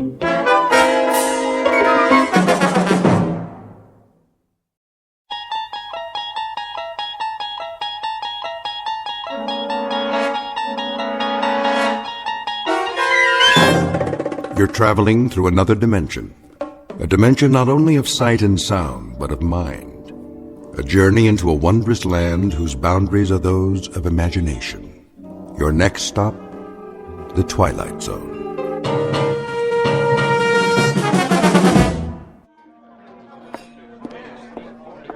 One martini and a Manhattan. Thanks, Noreen. Shall I run a tab for you? Nah, we're gonna take off in a minute. I want to stay for the show. What show? Georgie says it's a new act. Some guy with a dummy. Big deal. But he's supposed to be good. I'll run a tab. Okay, but this is the last round. Over here, sweets. Be right with you, sir. Drink up. Slow down, Artie. The show hasn't even started yet. I got a better idea. Let's go someplace. What for? You know, someplace private. We can talk, get acquainted. I told you, Artie, I'm not going to your place. Why not? This is Dullsville. Besides, those ventriloquist guys freak me out. I think they're funny. Yeah, but the dummies. They all got those big heads and those big painted eyes rolling around. Ugh, they give me the willies. Testing. Oh, great, it's time for the show. Yeah, great. Is this thing on? I know you're out there, ladies and gentlemen. I can hear you breathing. But seriously, folks, if you're wondering why I called you all here this evening, it's a mystery to me, too. No, honest, I do know. It's because you want to see the chorus girl. Get 'em out here. Yeah, I want to see them, too. All of them, if you know what I mean, and I think you do. But before we do that little thing, I want you to meet a couple of friends of mine. Well, one of them at least. The other's just a chip off the old block. So put your hands together and give a nice, warm, and New York welcome to Jerry and Willie. Hi there, everybody. Well, we're certainly happy to be here. Speak for yourself, Jerky. That's Jerry. Well, like I always say, a dummy by any other name. Now cut that out. All right, let go of the suit. Now, Willie. I said let go of the tux. I got it off a penguin at the Bronx Zoo. I'm getting out of here. Please, Willie, control yourself. Really, you can't go now. You couldn't. Those spindly legs won't even hold you. Say, what do you mean by that? Nothing. I didn't mean a thing. I only said it's not a good idea. Willie, isn't there something you wanted to ask? Okay. Tell me this, wise guy. It's getting close to Halloween. Are you superstitious? Me? Not at all. Why don't you fess up? Well, on occasion. What do? Throw salt over your shoulder? Cross your fingers? No, never. And how come your legs are crossed? Oh, sorry, Willie. Let me put you on the other knee. There. Comfortable now? That's better. Okay, wise guy, tell me what it is you do. Well, sometimes I knock wood. Ow! You did it again! You asked me. I'm through. I resign. Sit back down. From now on, I'm a solo. And as for you, you can turn in your lap. Give me one more chance, Willie. Now listen. Why should I? I know all your lines, and they ain't that good. Be reasonable, Willie. What in the world would you do without me? Anything I want to. Anything, huh? Like what? Well, for one thing, I could be a better ventriloquist than you. Oh, I don't think so. I do. Watch this. Put your hand over my mouth. Not tonight, Willie. Go on. What are you scared of? Well, you might bite the hand that feeds you. What are you talking about? You don't feed me. All you do is give me your leftovers from the pencil sharpener. You know that isn't true. Go on. Put your hand over my mouth. Either that or you drink a glass of water while I sing Melancholy Baby. Well, if you insist. Do it so we can get to the joke. Now you're talking.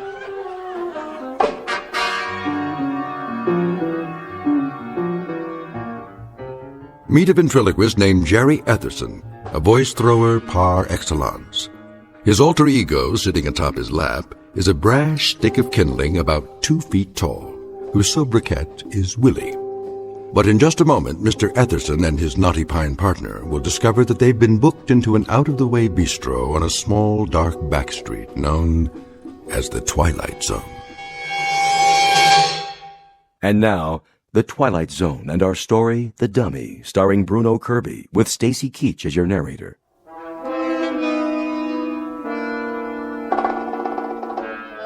I'll tell you, I'm a better ventriloquist than you are any day of the week and twice on Sundays. All right, Willie. If that's what you want, prove it to the folks. So what are you waiting for? Put your hand over my mouth. Remember, you promised. Okay, here goes. Well, it's about time. I've been waiting all night for a chance to...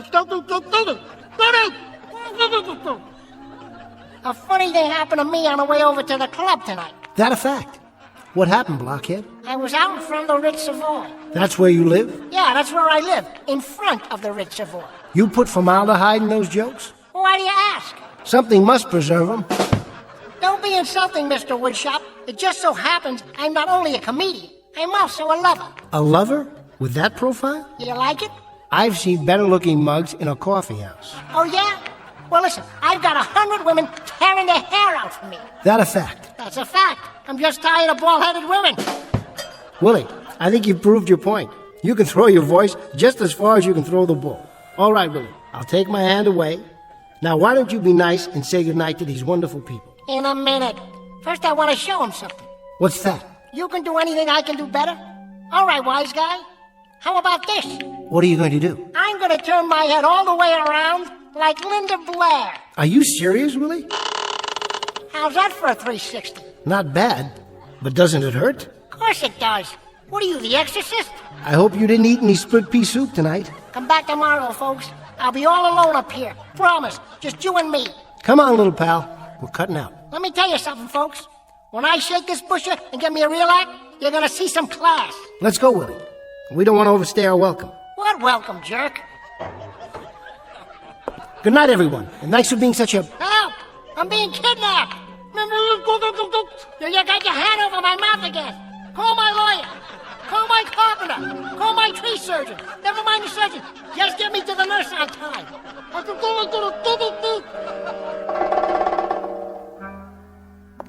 Hey, I told you not to do that. And I told you never to put your hand over my trap, didn't I?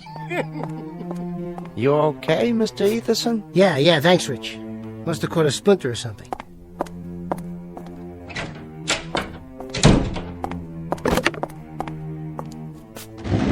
What did you do to me, you little creep? Thanks a lot.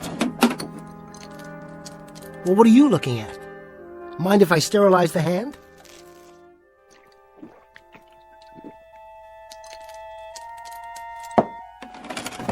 And stop staring at me. I'll turn you around so you can look at the wall. Huh? What do you have to say about that? I don't have anything to say about that, Jerry. Frank, how you doing? I'm doing fine. Who were you talking to? Me? Oh, no, I was just talking to myself. Trying out a new routine. A new one? Yeah. Pull up a chair. So how did it look out there? Not too bad once you got going. Small audience, but a reasonably happy one. Nobody asked for their money back. Good. Of course, it doesn't matter what I think. Sure it does. You're my agent. The only thing that matters is what the paying customers think. You got through it okay, Jerry, somehow. You and the little tyke over there. Why do you have him turned around like that? Careful. I mean, I've told you not to touch Willie, haven't I? Still doing the bit, huh? Knock it off, Frank. What's that smell? Alcohol. What? I cut myself, all right? Smells like scotch. No, it doesn't. Take a look around. What do you see? This is makeup. And this is a jar of cold cream. I told you I'm on the wagon. Yeah, sure.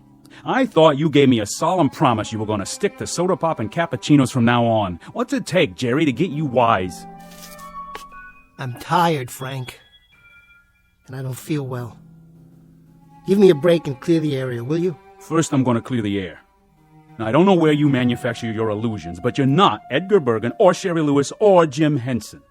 At the moment, you're a second-rate nightclub entertainer. And if you stay on that bottle, you're going to lose even that title. I'll lose the bottle, don't worry. Just pull out for a while and give me some space. I don't even know why I waste my time. 10% of you is grief, and it's always been that way. Maybe it's because I got a soft spot in my heart for people who commit suicide 8 hours a day. Frank. Jerry, it doesn't have to be this way. You give in to some bad hooch, you have bad nightmares. It's as simple as that. You take away the hooch, you take away the nightmares. Now, you need a college degree to figure that out? You've got the chronology wrong. First it's the nightmares, then it's the bottle. I wouldn't drink if I didn't need to. And I wouldn't be a second-rate nightclub hustler if that filthy, miserable little... Frank, I keep telling you, I want to get rid of him. I have to get rid of him. That stick of wood? That fugitive from the fireplace over there? How many psychiatrists you have to see, Jerry? How many hours on the couch? How many $80 an hour visits? I can't help it. You can help it. You know what it is. You've been told. Often, endlessly, up to my craw and overflowing. Schizophrenia. I know it by heart. Patient feels helpless and manipulated by forces beyond his control. I could give it to you backwards, forwards, and sideways, and in 3 different languages. It's like a well-rehearsed off-color joke. So the patient makes the transference between himself and his lifeless dummy, but is then unable to separate himself from the object of his transference. Now that's all very psychiatric, and it's worth about $2.50 a word. But that's not it, Frank. I told them, and I've told you. It isn't schizophrenia or paranoia any more than it's athlete's foot or a head cold. Willie is alive, Frank. I tell you he's alive. Willie is a dummy, a piece of wood. Put him down. Look at him. Does this thing look alive to you? Please, Frank. 24 inches of lumber in a funny little suit of clothes, and you're shoveling yourself into a grave over it. Careful. Now listen to me, Jerry. I've gone along with you. I've held your hand, and I've sung you lullabies, and I have patted you on the back. I've also covered for you the 110 times you run out on a performance. I thought up excuses that hadn't even been invented yet. I have gone without sleep and without commission because I thought I had a talented article here who eventually was going to crawl out from under the bottle and hit it big. Well, I don't think you're such a talented article anymore, Jerry. Now, let's put it this way. Maybe I think you could be, but you're never going to. I think you're a self-indulgent sot with an overactive imagination, and the only thing you like better than scotch is sympathy. Well, I'm going to give you just 24 hours to straighten out. Get rid of the bottle, and get rid of that crazy obsession that you're in a death match with a dummy. Frank, it isn't just a dummy. I tell you, it isn't just a dummy. Oh, take it easy, kid. You're going to blow a gasket. Frank, take a look at this. What do you got there, Jerry? A backup? I had it made special. Didn't know if I'd ever have the guts to unpack it. But now there's no choice. Frank, say hello to someone very special. I'd like you to meet Willie's replacement.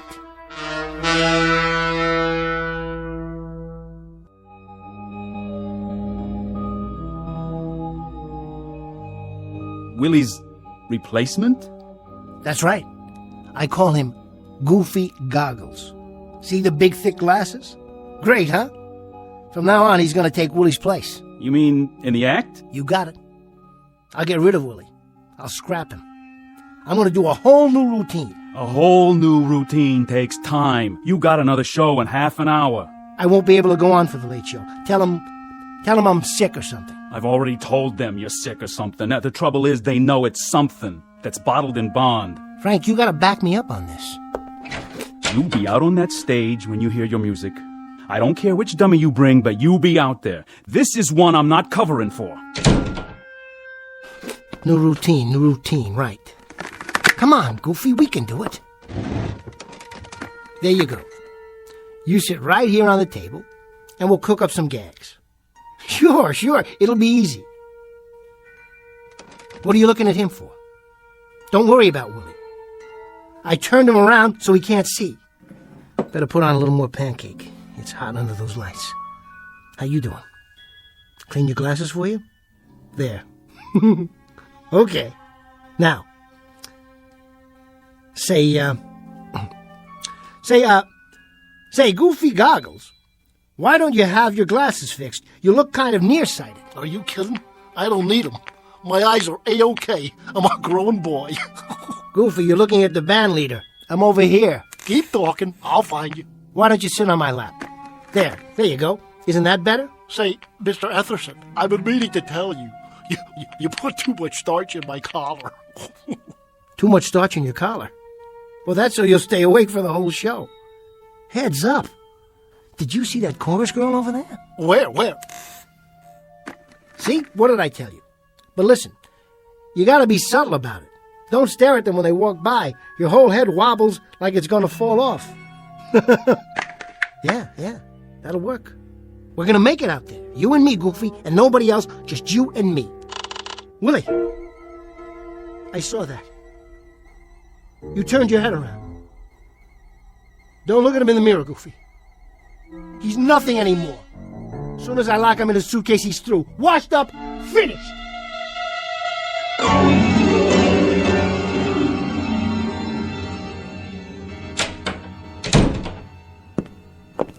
Hi, Jerry. All ready to go on? Sure, Noreen. I'm gonna kill him tonight. Margie, listen to this. Hello, Margie. Pleased to meet you. Noreen told me all about you. This'll knock you out. Make me talk, Jer. Go ahead. Watch this, Marge.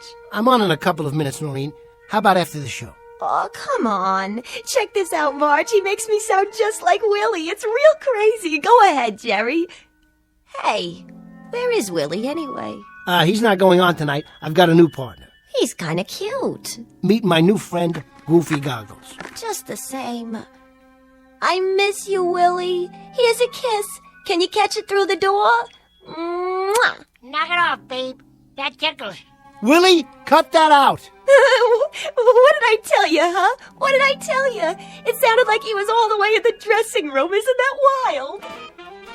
Gotta go, I'm on.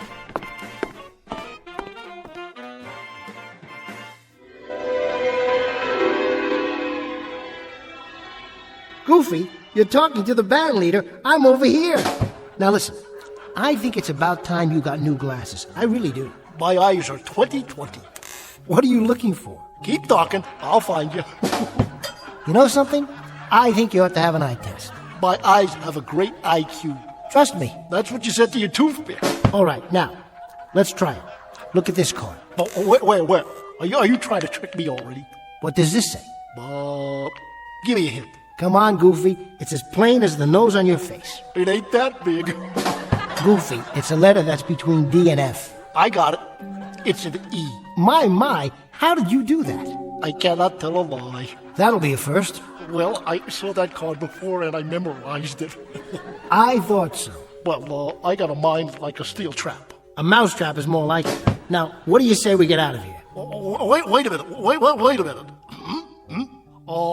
For my big finish, ladies and germs, I'd like to sing my favorite song. I only have eyes for you.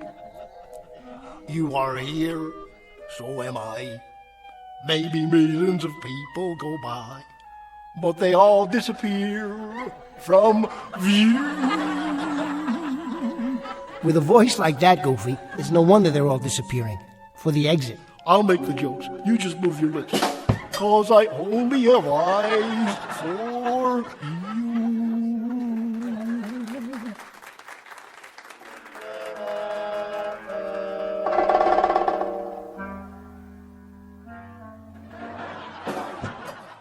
Cute act, isn't it, Georgie?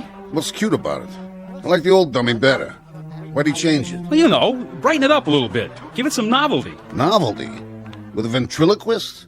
Frankie, you see one, you seen them all. Every dummy looks the same. And if they ever changed the jokes, I'd have a coronary. What's with Etherson anyway? What do you mean? Well, usually, the acts go mixed with the trade between shows. You know, walk out on the floor and do a little drinking with the customers. That's how we make our nut. On drinks. But this guy thinks he's Greta Garbo. Locks himself in the dressing room like a regular prima donna. Oh, he's a little nervous tonight is all. You know he hasn't been well. This is his first time out in a month or so. He'll warm up for you. You tell him to do that. Tell him to bring the dummy out and walk around the tables after the show. It's psychological, Frankie. Talking makes people thirsty, know what I mean? Good night, ladies and gentlemen. Good night.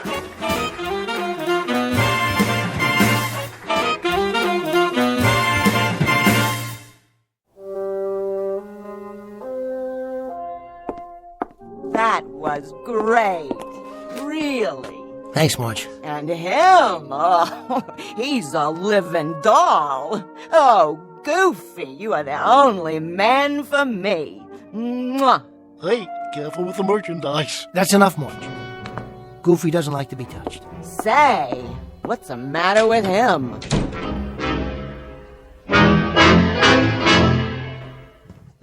Come on, Willie. You've had it.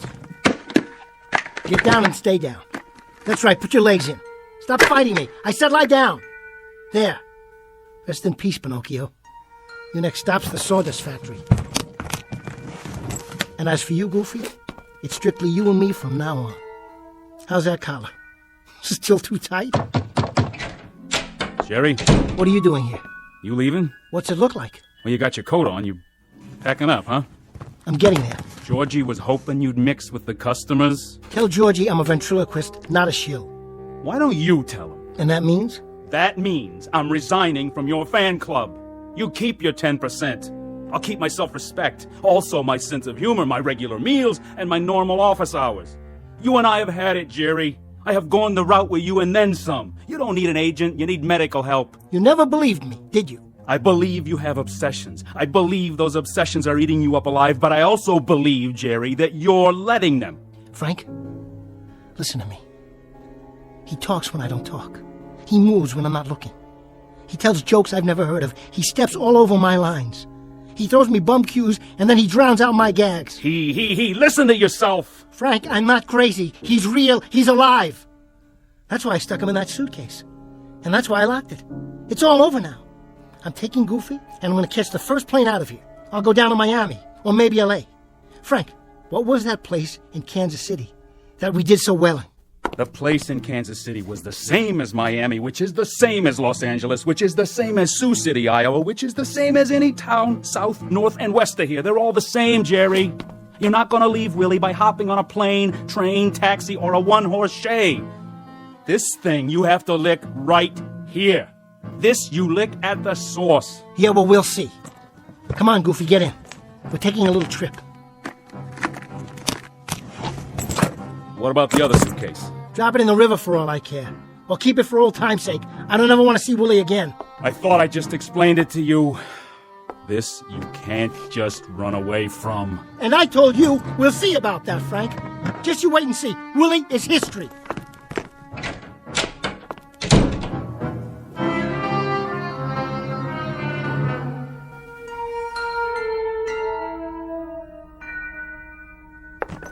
Come on, Goofy. Let's get out of this dump. What? Is anybody there? Georgie? Georgie, is this thing on? Somebody forgot to turn off the microphone. Well, it's not my problem. Goofy and me, we're hitting the road. Who's there? Come out and show yourself. I can't see who's... That you, Mr. Etherson? Oh, hi, Rich. Yeah. It's me. I was just closing down. Rich, don't forget to turn off the mic. Okay, but I thought I did. Then somebody must have turned it back on. Wonder who did that. Well, take her easy, Mr. Etherson. Nice show. Thanks, Rich. Night. Good night.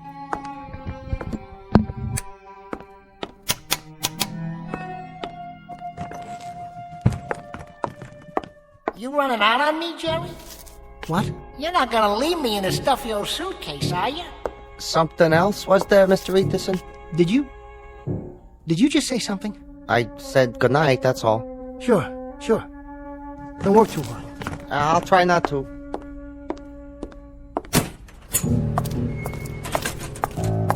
Come on, sport. I wouldn't lock you in a suitcase. Where are you? Where? Hey, Geppetto, did you forget something? Or someone? You leave me alone.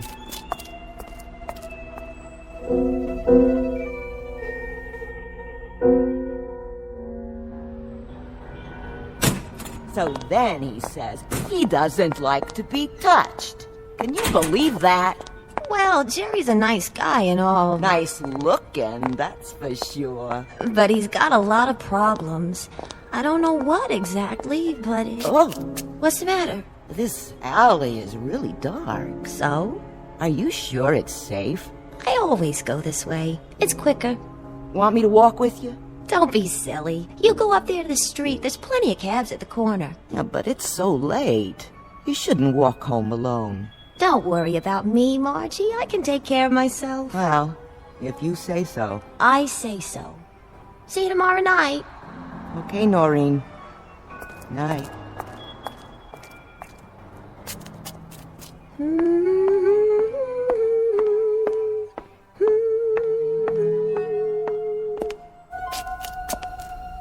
That you, Margie?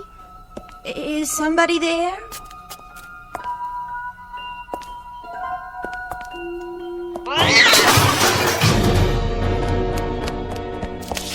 Let go of me! Hey, take it easy, Noreen.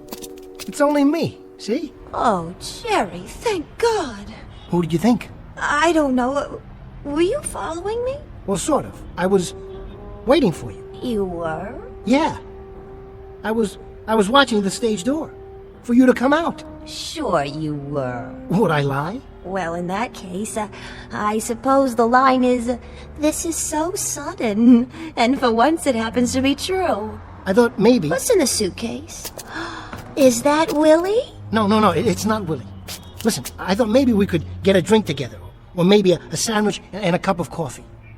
What do you say? You want to go with me? Why not? I've been meaning to tell you. I've been meaning to tell you that I think you're very, very good looking.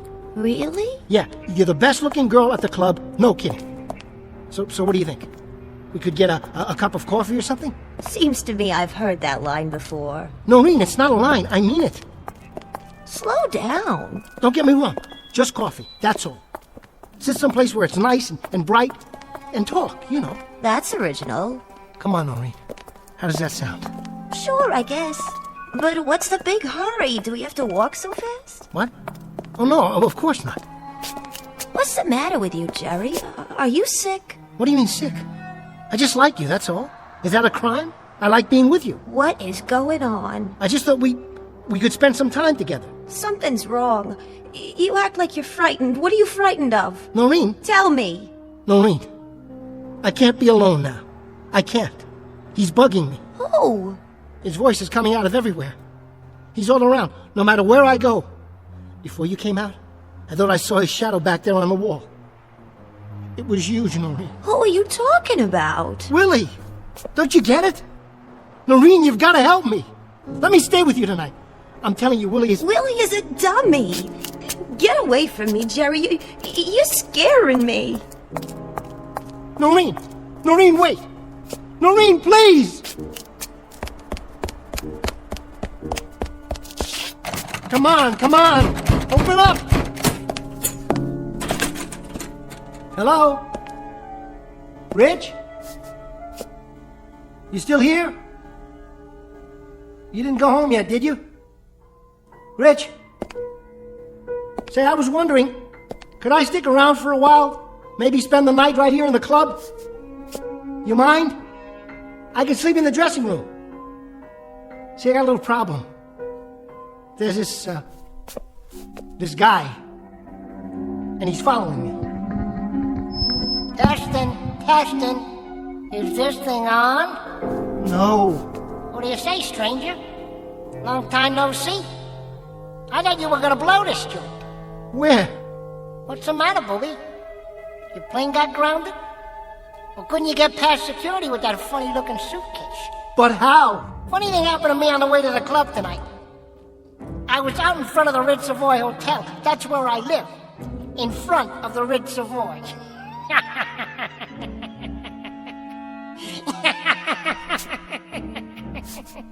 Where did you go? You're not on the stage. The microphone isn't even there. Want to play hide and seek? Guess what, Jerry? You're it.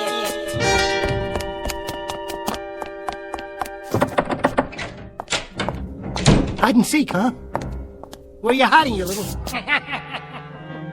Come out, wherever you are.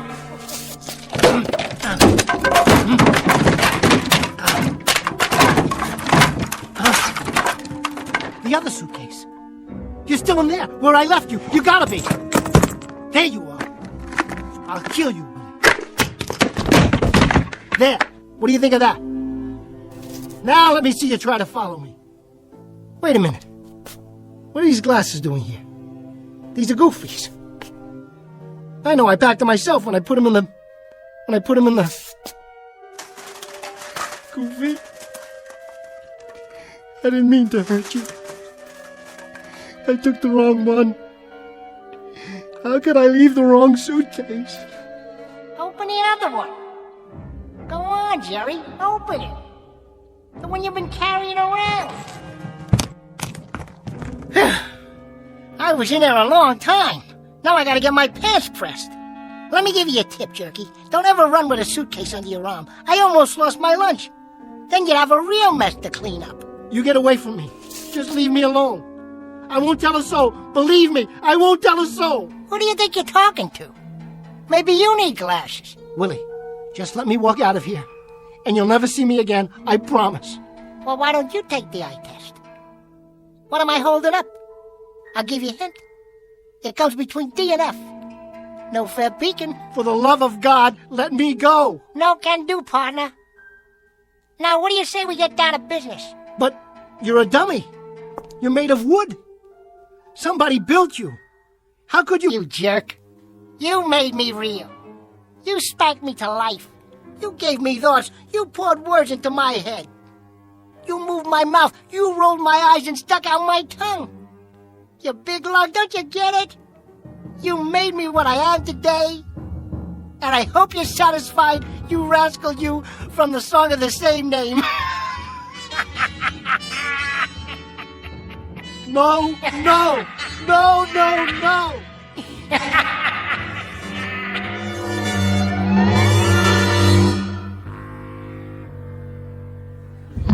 Evening, everybody. And now, direct from the Big Apple, New York City, the funniest pair of cuckoos you'll ever see, here in Kansas City or anywhere else, Willie and Jerry. Come on, folks, let's give them a big Kansas City welcome. How do you do, folks? How do you do? Funny thing happened to me on the way over to the club tonight. I met this broad. Come on now, Jerry. You don't mean broad, you mean lady. You just make the jokes, I'll deliver them. But seriously, I've heard stories about you. I'm innocent, I tell you. I was framed. I've heard that you're superstitious. Me? You are, aren't you? I mean, you throw salt over your shoulder, cross your fingers. I wish you'd cross your legs so I could get more comfortable. There. How's that? Better, but it ain't exactly the lap of luxury. Now, Jerry, I asked you a question, remember? Of course I remember. What do you think I am, a blockhead? We're talking about superstitions. All right, wise guy, what do you do? I knock wood. Ow!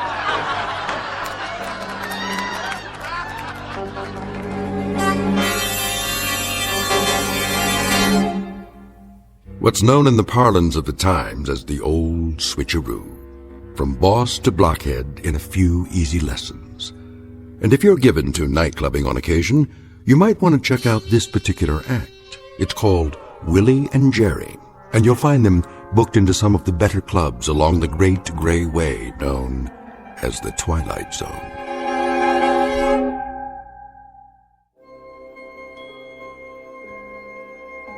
Hi, this is Carl Amari, producer of the Twilight Zone radio dramas. I'd like to take a moment to tell you about our official website at twilightzoneradio.com, where you'll get the latest news and information on these Twilight Zone radio dramas. Plus, at twilightzoneradio.com, you can digitally download 3 free episodes or any of our episodes for only $1.95 each. In this age of ever-changing technology, we've decided to make these episodes instantly available to you by making the Twilight Zone radio dramas a digital download-only series. This means that this series will no longer be offered on CD. The CD collections at our website are now being offered, while supplies last, at buy one, get one free. So be sure to get your favorites before they're sold out. Be sure to visit us often, and I'll see you in the zone.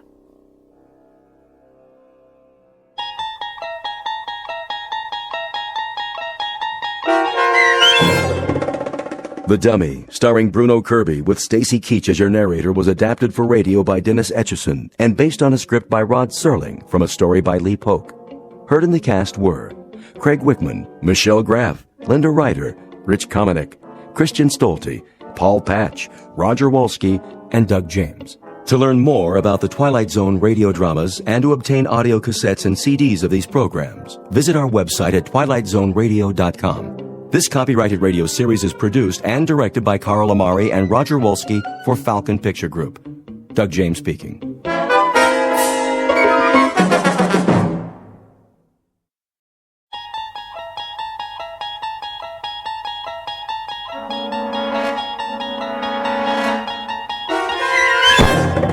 You're traveling through another dimension, a dimension not only of sight and sound, but of mind. A journey into a wondrous land whose boundaries are those of imagination. Your next stop, the Twilight Zone.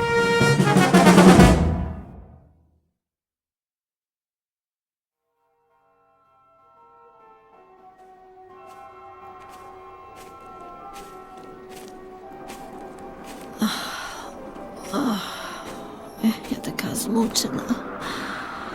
Я голодна. Нема людей. Нікого іншого нема. Нема звірів. Нема птахів. Я не знаю, як довго я вже ходжу. Кілька день, я думаю. Тут запах смерти. What is that? I can't see it through the vines. Oh, a town. I hope they have some canned food. They'd better. I haven't eaten in... I can't remember how long. Make sure your weapon's in working order. The first rule for a soldier. I wonder what they call this place. They're all alike. Bombed out. Every last one. Not worth fighting for. And the people, where are they now? Dead and turned to dust. They should have surrendered at the beginning. We gave them a chance, but they ignored us. The fools. If only they had listened, they'd still be walking down this street, going to their shops, their markets, their decadent restaurants, sleeping in their beds at night. But their stupid army won't give up.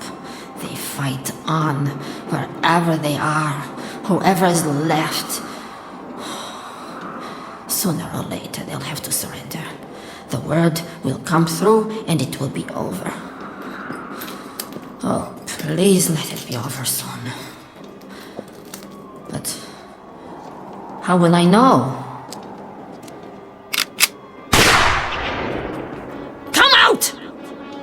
Why don't you come out? And we'll finish it right here in the street! Just the two of us! Come on! Cowards! You're cowards! All of you! Cowards! You cowards! Cowards!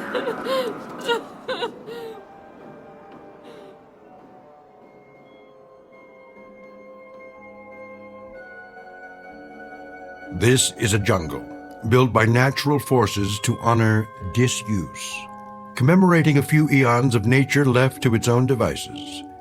To all appearances, it is a backward step in evolution, a return to an earlier, more primitive state.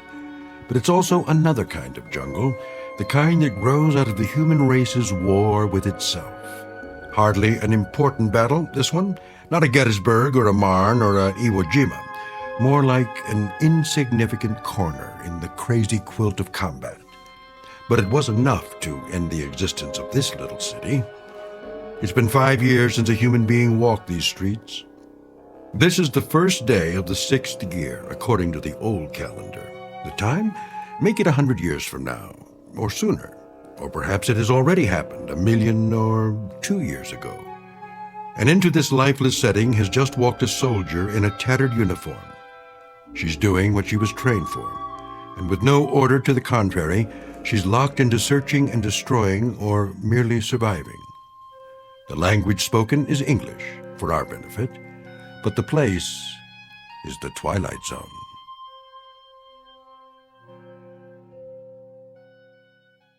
And now, The Twilight Zone and our story, 2, starring Don Johnson, with Stacy Keach as your narrator.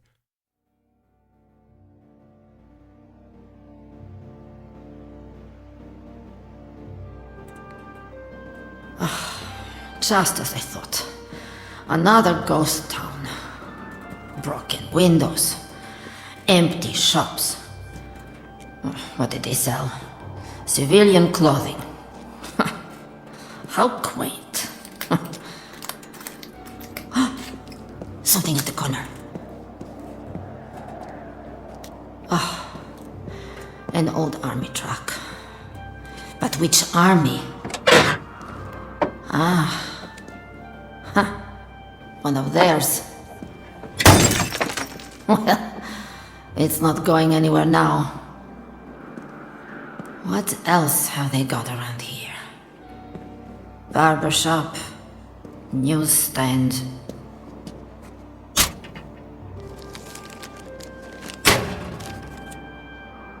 Pictures of the war. Troops landing. Big news. Years ago. A restaurant. Not much business today. There has to be a service entrance. But where? In the alley.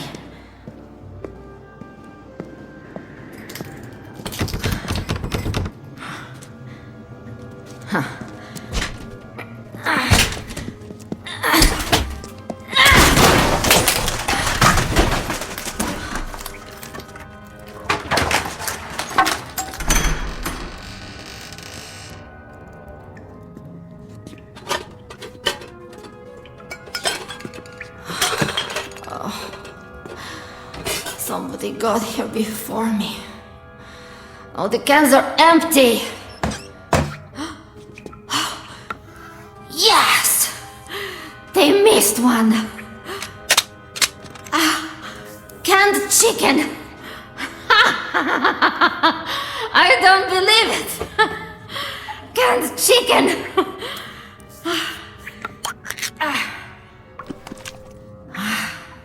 Smells fine.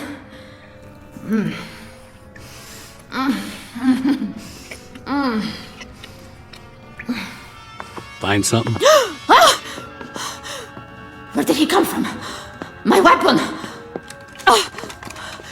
Кто-ты? Не рухайся! Go ahead. Shoot. If that's what you want. Стій тихо, я маю револьвер! To tell the truth, I don't care.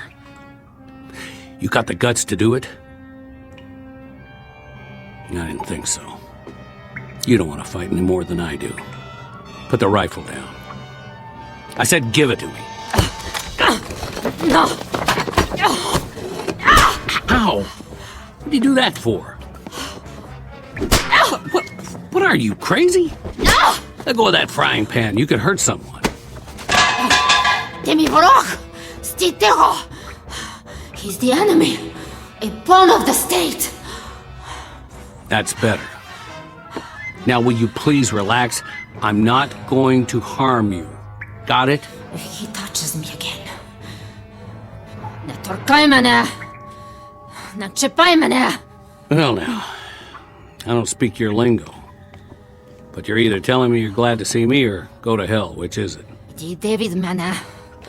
Відійди від мене. Лише мене. Knock it off. I'm just a soldier like you. Nice uniform, by the way. A little ratty, though. Ought to do something about that. Plus, it's the wrong color. Let him have the can. As long as he leaves me alone. He's a filthy, horrible animal. Can't believe there's food. Must have missed it. 1 dozen chicken drumsticks, fully cooked. Safety sealed for your dining pleasure. That's mighty tasty, if I do say so. I prefer the white meat myself. Oh well, beggars can't be choosers. He's going to eat all of it. Who does he think he is? Ty свиня! Ty powinien mnie dać trochę. You're right. Better slow down. Eat too fast and I'll get stomach cramps. Ty cholera. Ja тебе zabiju! Whoa, now. Settle down. Hey, I said cool it. Now stay down for a while. The rest will do you good. There's the menu for today. Well, pretty boring if you ask me. Could use a little something to wash it down. Bottles. Nope, the cupboard's bare. Canteen's nearly empty, too. Stuff dripping out of those pipes ain't fit to drink. Who knows where it came from? You got any water in your canteen? Hey, I'm talking to you. Come on, quit faking it. I didn't hit you that hard. Did I? Out like a light.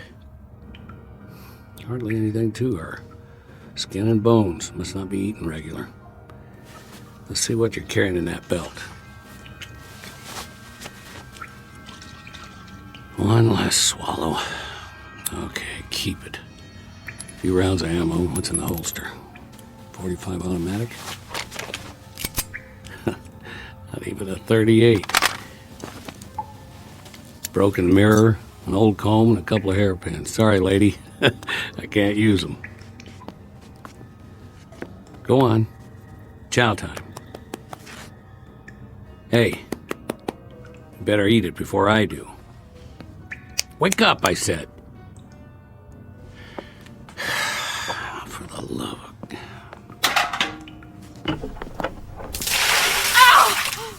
Easy. Easy. Now, no more fighting, got it? Eat, invader. What do you want, a printed invitation? Dinner is served. Jaw's not broken, is it? I didn't think so. That's it. Go ahead. Not bad, huh? There you go. Food, good. You follow? Me, Tarzan. You, Jane.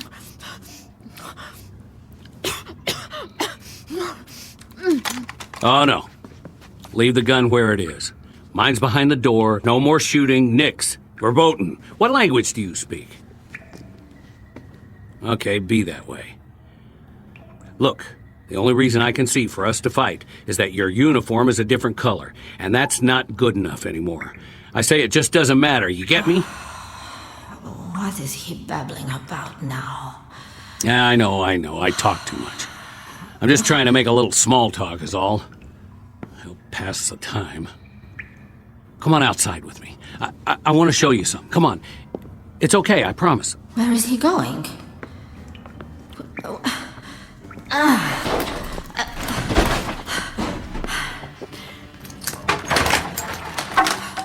Over here. The street. Now take a good long look. What do you see?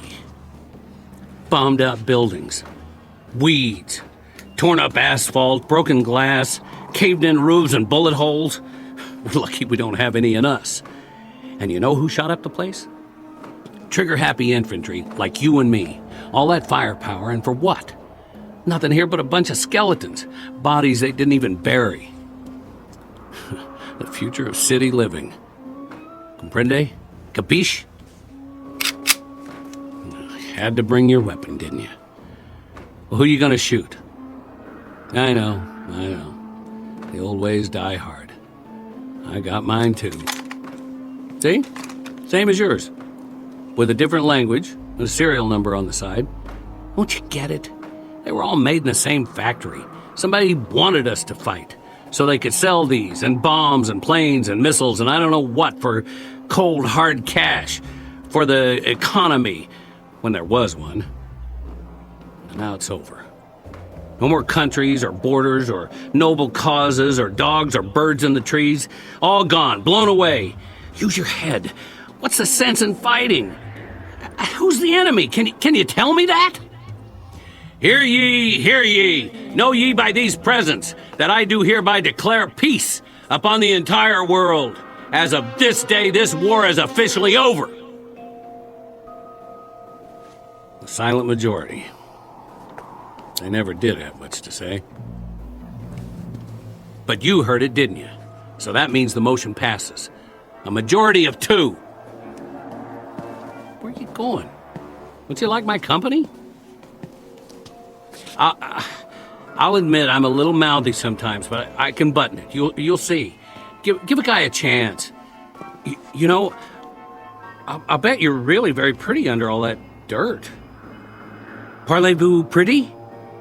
Let me see. Trace Bell? Bonita? Oh, I know what you're thinking. No, don't worry. I'm not that kind of guy. If I go on blabbing, we'll end up in another fight. If I could just make a better impression. I'm going in that storefront over there. See that red and white pole? They call it a barbershop. Well, they used to. It's about time I got cleaned up. Make a new man out of me. Then we can start all over again. Just don't you run off with somebody else while I'm gone.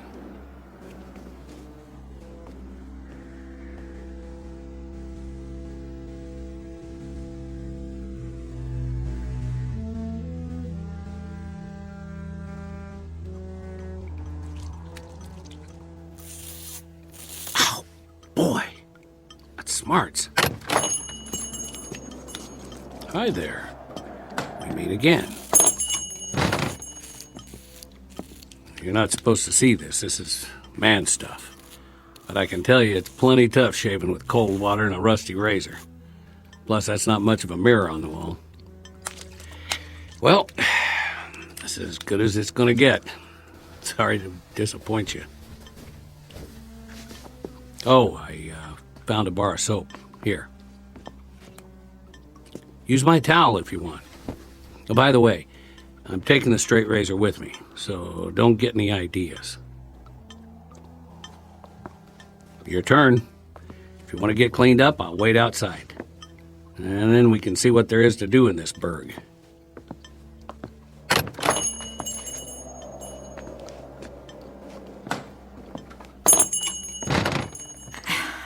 I don't understand a word he's saying.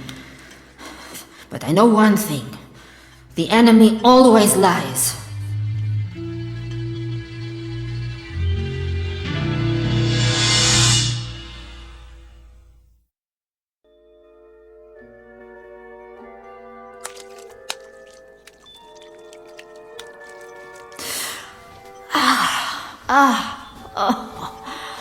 Better. A little. I almost feel human again. What is he doing out there? So violent. I swear, if he hits me again, I'll cut his heart out.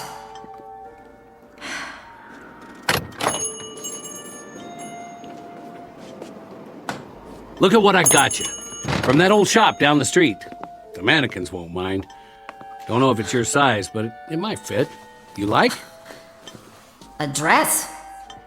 He got this for me? It's all yours. Прекрасно. You took the words right out of my mouth. Prekrasna. Now, don't take it the wrong way. It's not like I'm giving you a present or anything. I just thought if we're going to do the town, you might feel a little better. Try it on. I'll turn my back. It's a little large. Okay, if you're modest, pull it on right over your uniform. It might fit.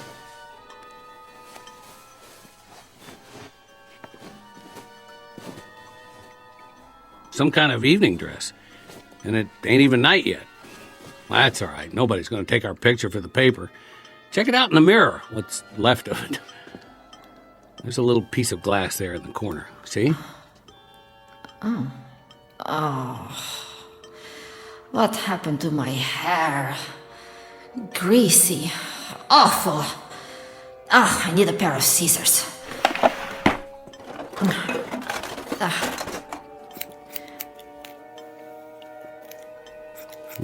This could take a while. Meet you at the corner.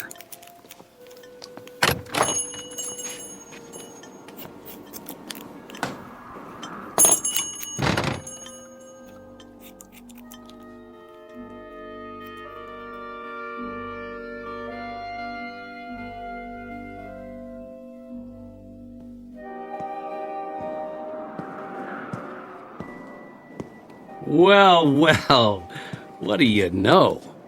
It's a female human. One more thing, though, if you don't mind my saying. You really ought to do something about those army boots. They just don't go with the outfit. Maybe we'll find a shoe store. I could use a pair of tennies myself. You don't have to walk back there. You're not a squaw. Oh, I get it. You want to keep an eye on me. Well, at least we don't have our weapons. You know, it's not polite to shoot people in the back. His words are so coarse. What an ugly language. Uncivilized. You know, I used to live in a town like this. Close enough. Houses on the side streets. My folks had one just like that one. See it through the vines? I'd walk home after school, stop in at Old Man Wilson's for an ice cream soda, or the mom and pop store. What is he raving about now? He never stops. Telling me his life story, probably. As if I cared. Or sometimes I'd hang out at the park. I bet they got a park around here. Of course, it'd be overgrown by now.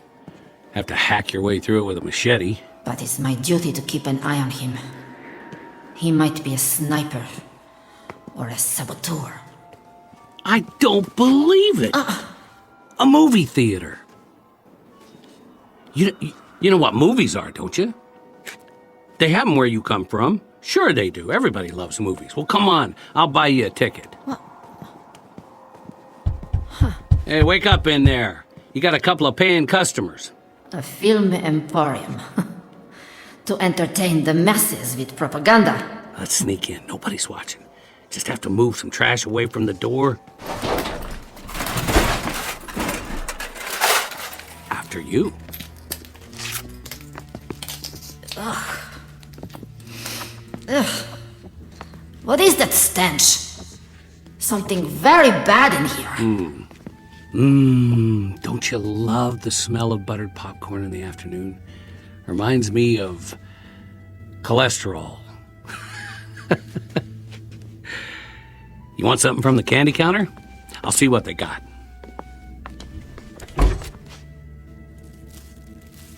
Sorry, all cleaned out.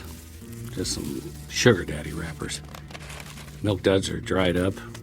The army must have been here. What did he find? Hard candies. I like hard candies. Not even a junior mint. We better grab a seat. Wonder what's playing. There's a poster for coming attractions. My Favorite General and Furlough Romance. Couple of winners, huh? And some guy. Look at the medals on his chest. And her. I didn't know they had uniforms with miniskirts. She sure got that animal look in her eye. Is it true? Do chicks go for guys in parade dress? That's what's wrong with me, huh?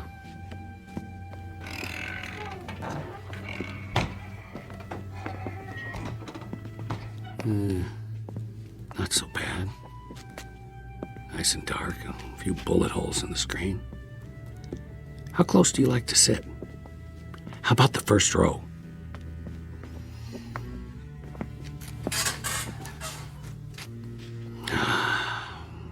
I spent plenty of Saturdays down front. All kinds of flicks. Used to be comedies, westerns, science fiction, and horror movies. I liked those. A mummy walking around, or an old house, maybe some vampires, or a killer with a knife. Always something like that, or zombies. They were the best. But you know something? Me, I don't care if I ever see another zombie again. It was all fun and games back then. Special effects, makeup. Not like the real thing. I don't know about you, but I'll take a comedy anytime. The old ones especially. You ever see Laurel and Hardy? Nah, you wouldn't. They were the kings. A skinny guy and a fat guy back in the 20th century. The fat one would get so mad. One time they had to carry this piano up the stairs. Must have been 100 of them. They kept dropping it. And it would slide back and they'd have to get it and bring it up again. And then would they finally... The movie theater. I remember.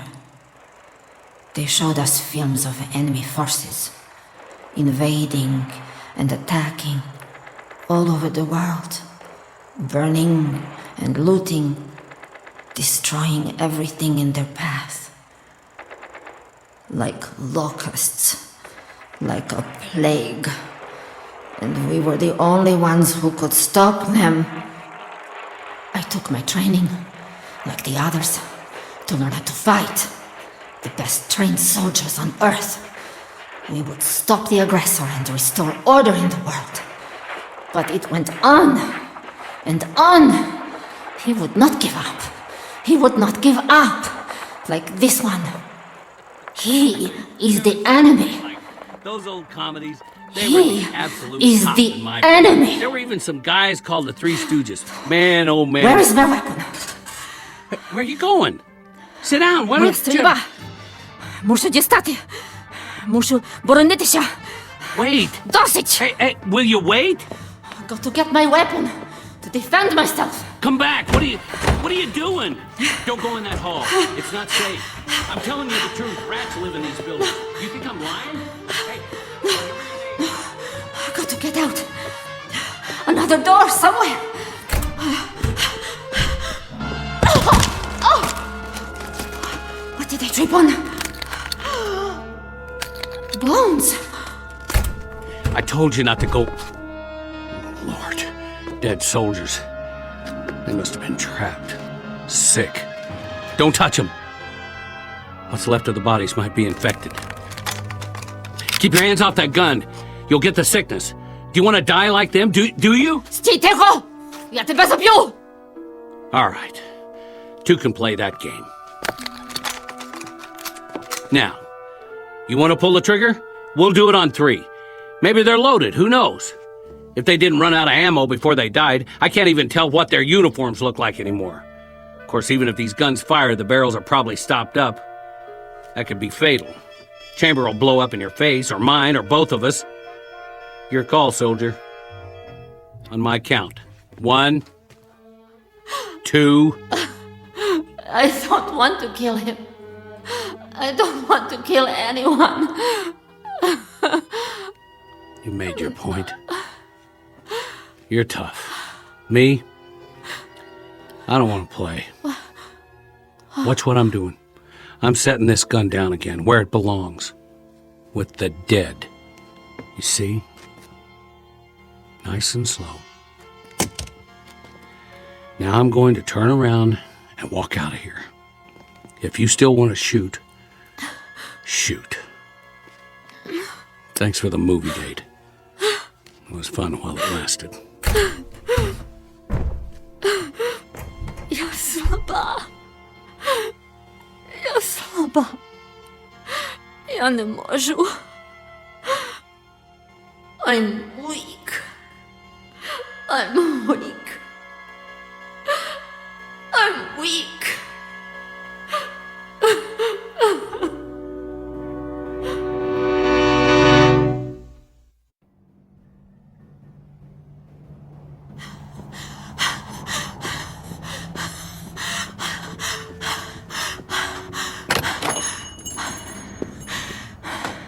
My weapon. I know this one works. I've broken it down every day, cleaned it, put it back together, like the troops at the movie theater did once. They were from our side. I could tell. Without this, I'm nothing. I'm not big or strong. I can't run fast. And I don't know how to get back to my company. But with a weapon, I can survive.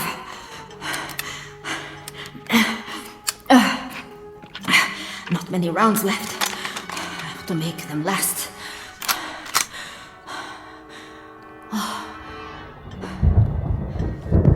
Oh, great. A storm's coming. I better find shelter. What's he doing here? Where's he going now?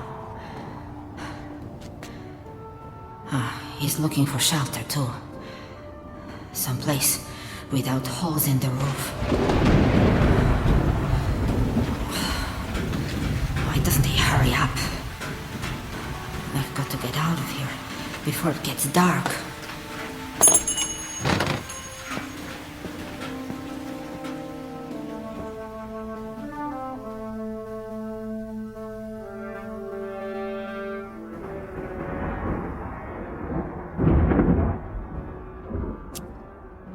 Come on, light. What's wrong with these matches? Not wet, just old. There. Now let's get a fire going. Good. Chimney's drawn. House isn't damaged at all. And they left tons of newspapers. Find some wood, it'll burn all night. Furniture should work.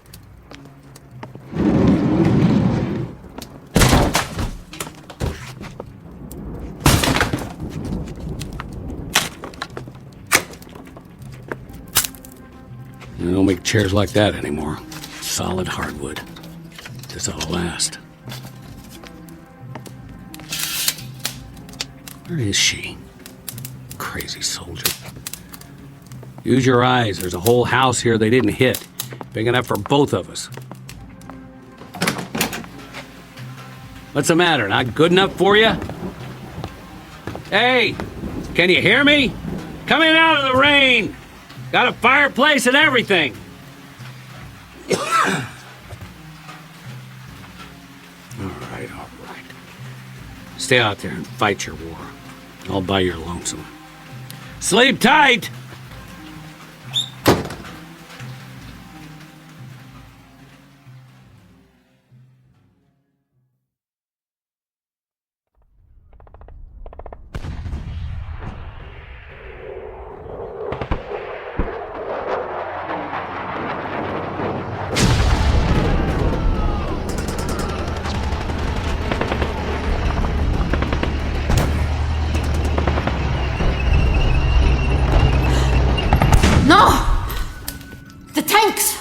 The tanks are coming! No!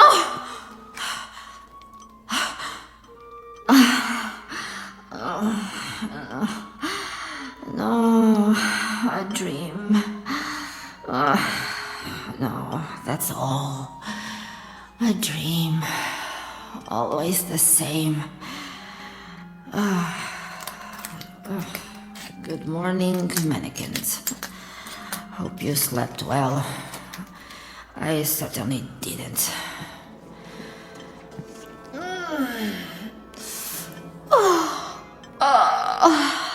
What am I doing in this stupid dress?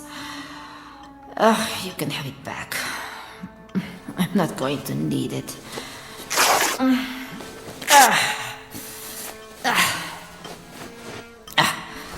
have to find something to eat.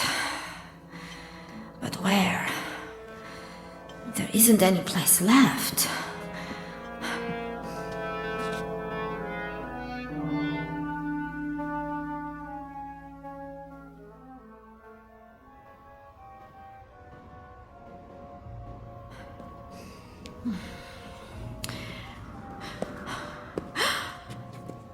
I don't believe it. One house is still standing. How can that be?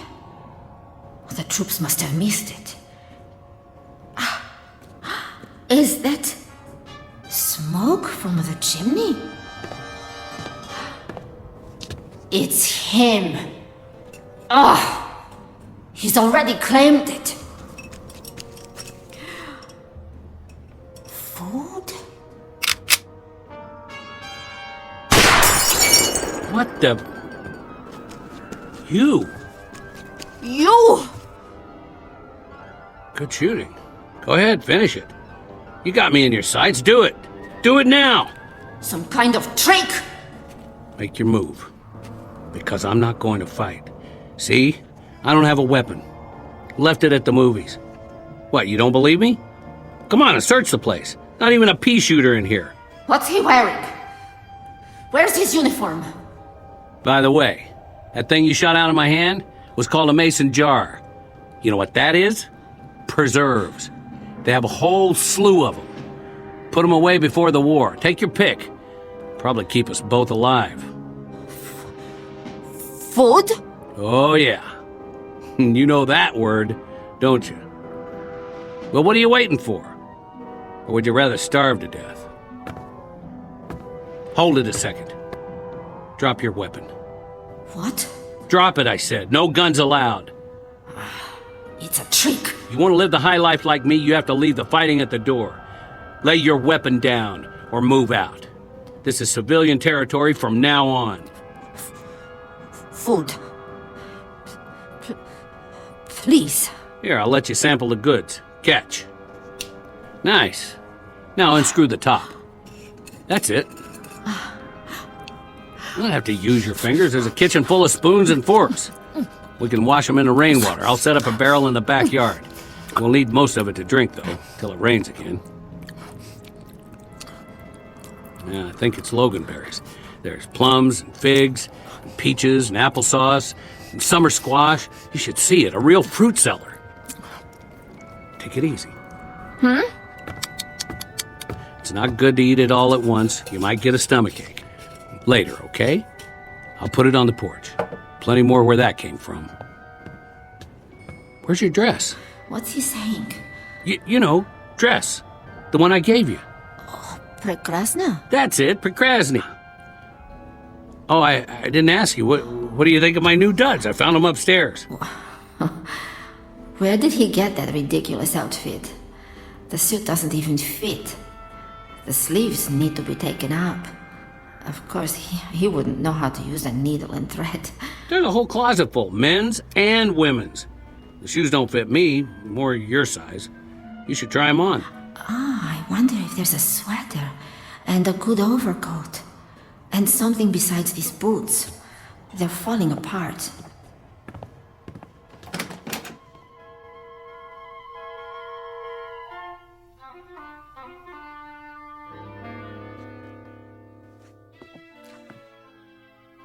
You all right in there? Poczekaj, ja nie gotowa. Take your time. Just wanted to be sure you're okay. You don't have to try on the whole closet, you know.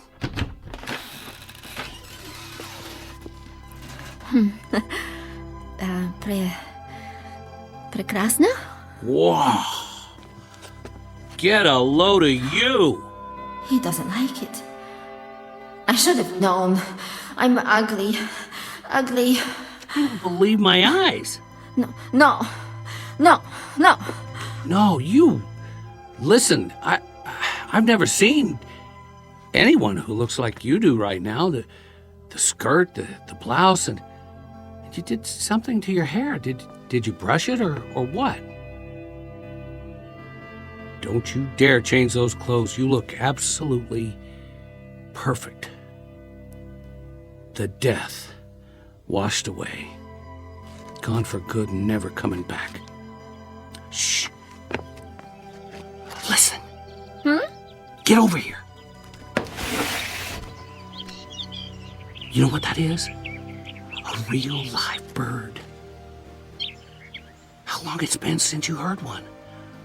A mockingbird? No, a robin redbreast or something. But it's alive. We're going out. And you know what we'll do? We'll take a walk to the park. Yes, that's it, the park. Like regular people, you and me. And we'll look at the sky and clouds, and we'll make small talk. We will, one way or another.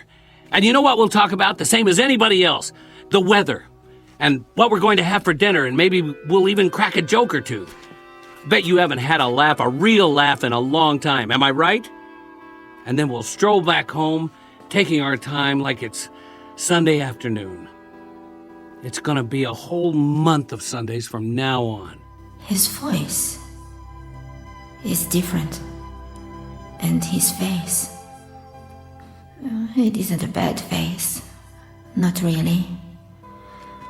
I like it better when he smiles. Did you check the shoes yet? Try these. Wait, I gotta do something. If we're going out, where's the brush? And a comb? He is actually combing his hair. And put on your coat. It's damp out. I wouldn't want you to catch cold. You ready? Prekrasna. You can say that again. It's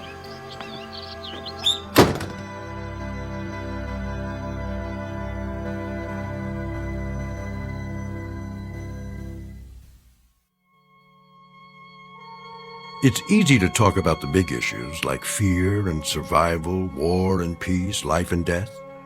Instead, we've turned our attention to something both smaller and greater.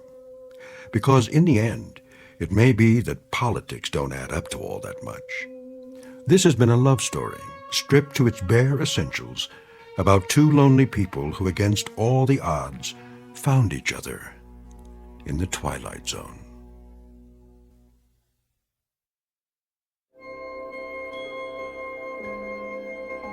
Hi, this is Carl Amari, producer of the Twilight Zone radio dramas. I'd like to take a moment to tell you about our official website at twilightzoneradio.com, where you'll get the latest news and information on these Twilight Zone radio dramas. Plus, at twilightzoneradio.com, you can digitally download 3 free episodes or any of our episodes for only $1.95 each. In this age of ever-changing technology, we've decided to make these episodes instantly available to you by making the Twilight Zone radio dramas a digital download-only series. This means that this series will no longer be offered on CD. The CD collections at our website are now being offered while supplies last at buy one, get one free. So be sure to get your favorites before they're sold out. Be sure to visit us often, and I'll see you in the zone.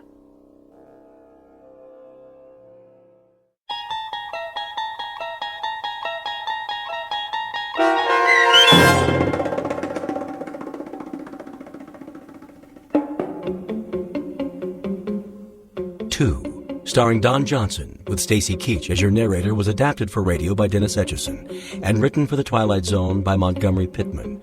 Oksana Fedonushyn was featured as the woman. The producers of The Twilight Zone wish to thank CBS Enterprises and the Rod Serling Estate for making this series possible. This copyrighted radio series is produced and directed by Carl Amari for Falcon Picture Group and Westwood One. Sound design and custom Foley effects for The Twilight Zone by Cerny American creatives Bob Benson, Craig Lee, Nat Sorrow, Tim Cerny, and Todd Beyer. To learn more about the Twilight Zone radio dramas and to contact us, visit our official website at twilightzoneradio.com. Doug James speaking.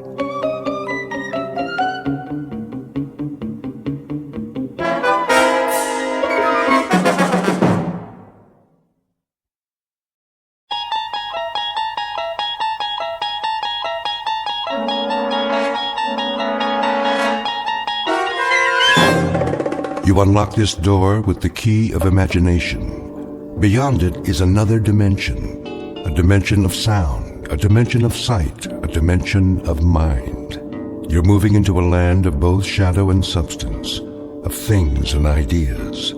You've just crossed over into the Twilight Zone.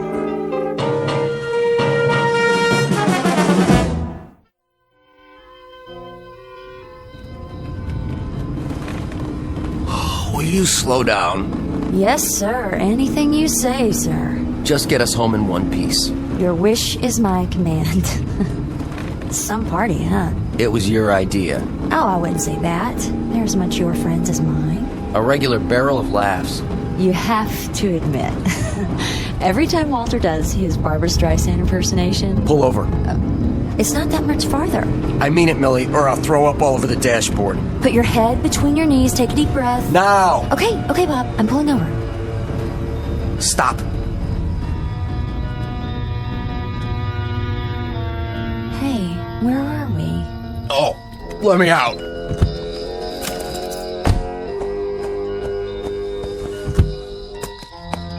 Bob, I thought you were my navigator. I must have missed the turnoff, you know, after Riverdale. That's right. Blame me. I'm not blaming you. You had the map. Don't talk. You should have told me you weren't paying attention.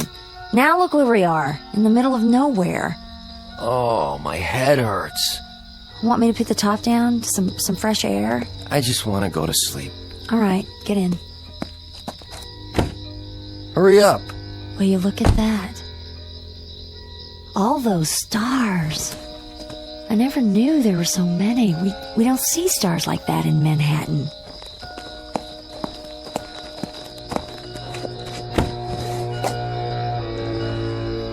Night. Wait a minute. Let me sleep. What happened to all the stars? Sleep tight. Don't let the bed bugs bite. Did you see that? Where's the blanket? 1 minute there were a million of them, and then something blacked them out. Oh, they're back again. Oh, must be my eyes. Hurry up, Mel. Come to bed. Sure, Bob.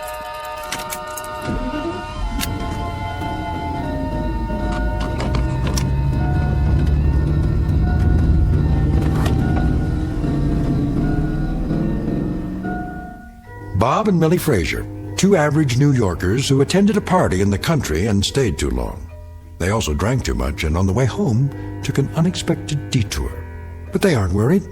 In a few hours it will be morning and they'll be home in their bed safe and sound. Or so they'd like to think. Most of us wake up knowing exactly where we are. The rooster or the alarm clock brings back the familiar sights and sounds of home and the comfort of another day's routine. But our young friends are in for a surprise. Tomorrow is going to be a day like none other, as they spend it in the Twilight Zone.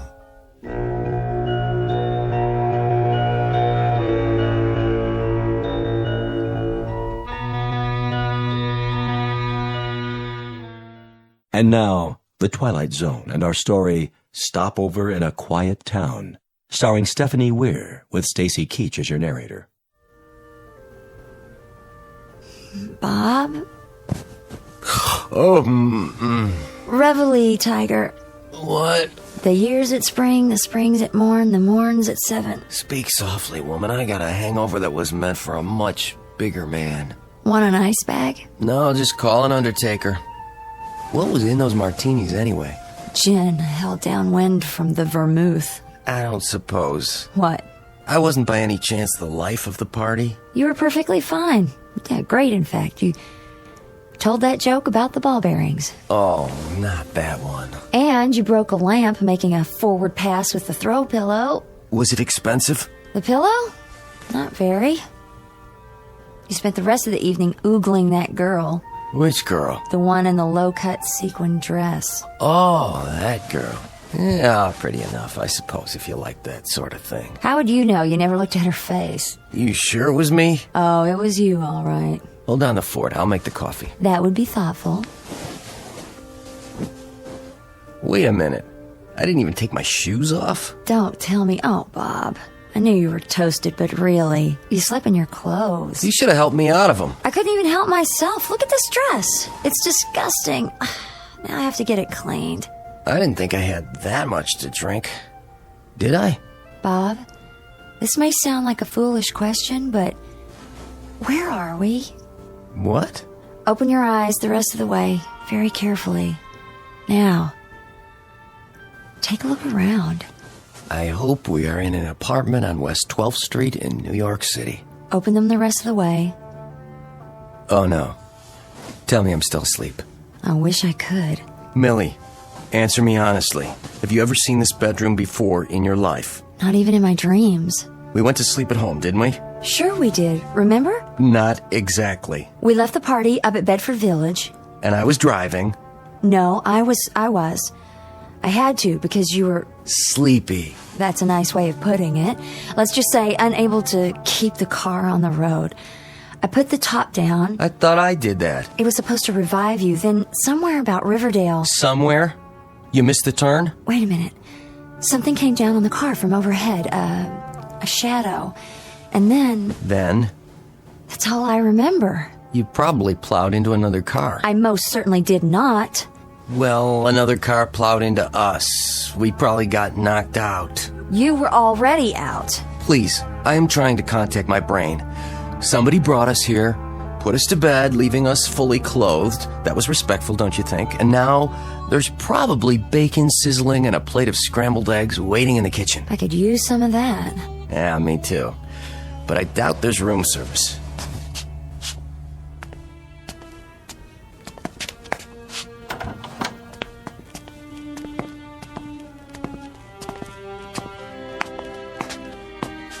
I don't smell any coffee. Hello? Anybody home? Good morning. No scrambled eggs. And the cupboard was bare. They must have gone out so we could sleep it off. The future of casual living. Pretty trusting types. First things first, the phone. At least I can find out where we are. Is information 411? I don't know. Just dial 0 for operator. Why can't I get a dial tone? Go easy. You'll break it.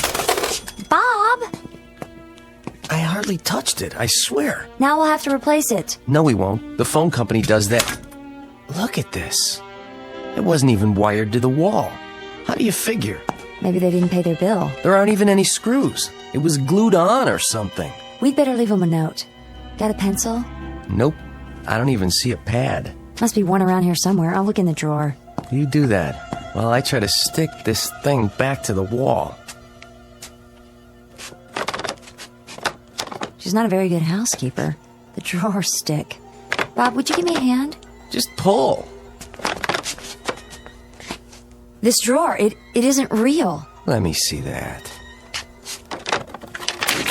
Careful. Some kind of veneer. Just a facade glued on. They all are. The cupboards, too.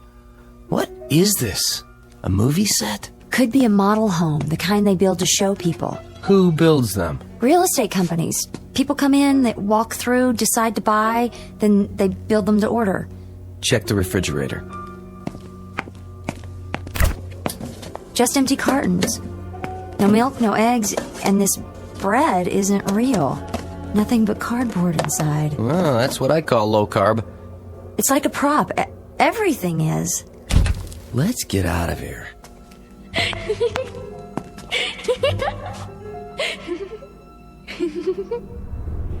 Do you believe in ghosts?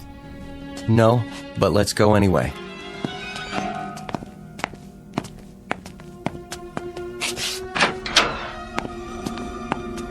The other houses look normal enough. Nice neighborhood. Neat as a pin. Hey, kid!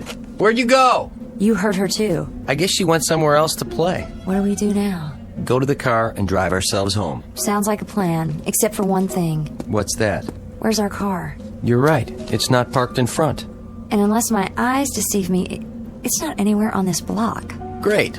We got helped by a good Samaritan who helped himself to our car. Maybe they needed it to go somewhere? Sure. They went to pick up a couple breakfasts to go. If we're lucky, they'll fill up the tank while they're at it. But meanwhile, whoever put us up for the night isn't here. Hey, we'll try the neighbors. Which one? Take your pick. One of those across the street with the trees in front. They look lived in. Lead on. I wish I could remember how we got here. Yeah, you and me both. It's all blank. This isn't like me. I'm not given to blackouts myself, and I never heard of a case where two people blacked out simultaneously. Does this remind you at all of the Coney Island Spook House? Too quiet. It is. No traffic, no people. Not even any birds singing. Now that is strange, wouldn't you say? Yeah, it is. No sign of life. Maybe they're all at work. Or they're being considerate of your hangover. Lay off. If you'd been sober enough to drive, we'd be home now, instead of wherever this is. Hicksville. It's bigger than that little town you were born in. I at least had the sense to move to New York. How these yokels stand all this peace and quiet, I'll never know. Do you mean all the yokels who are gawking at us right now? Where? My point exactly. Not a soul. Well, what do you expect? That's the way it is in small towns. They peep from behind curtains, over the backyard fence, through the keyhole if they have a chance. I'll take the big city any day. At least you know when you're being stared at. There's one citizen who's not afraid to stare. What? There in the tree. Is it a squirrel or a chipmunk? Squirrel. You can tell by the bushy tail. Isn't he cute? Well, hi there, little fella. Honey, come on. I think he's tame. Big deal. Come look. Isn't he sweet? Yeah, a real doll. Careful, he might have a disease or something. Oh, such big eyes. He doesn't even blink. Oh, nice baby. Come here. You don't have to pet it. Bob! Now what have you done? Nothing. I touched it and it fell over, dead. Well, you didn't kill it if that's what you're thinking. This thing's been dead for years. How can you tell? It's stuffed. Why would anyone want a stuffed squirrel in their front yard? Might have been a pet once upon a time. Well, that's no way to treat a pet, even a stuffed one. leaving it out in the weather this way. Mill, don't ask me why anybody does anything in this hick town. Keep your voice down. You'll hurt their feelings. Tough. Where are you going now? To the front porch. For what? What do you think? First, I'd like to find out where we are. Second, I'd like to use a real phone. And third, I'd like to beg, borrow, or steal an aspirin.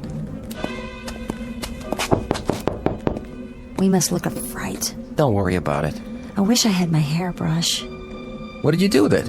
It was in my purse. And where's that? I guess I left it at the party. So you were under the influence yourself. At least I was able to drive. Come on. You don't have to break it down. Will you quit criticizing me? I'm not criticizing. I just want to go home. And how do you suggest we get there? I don't know. But I don't like this place, and I don't remember how we got here, and no one will answer the door, and I'm frightened, Bob. Don't get all female and fluttery on me. Will somebody help us, please? I give up. There's no one home. And I'll bet there's no one in the next house, or the next, or the next. Help! Somebody! We're lost! Oh, can anyone hear us? Please help us!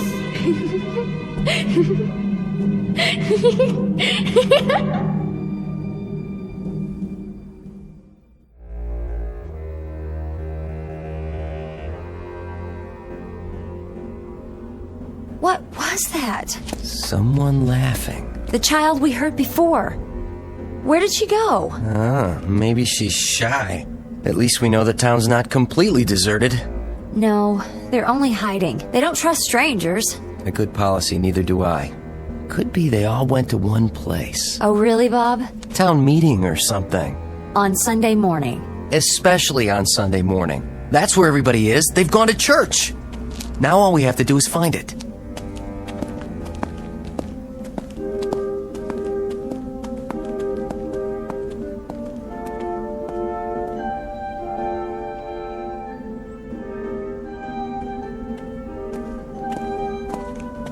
This is the place, all right. I've seen 100 churches just like it. Painted white with one big steeple, a couple trees, flower beds along the sides. Do you think they're inside?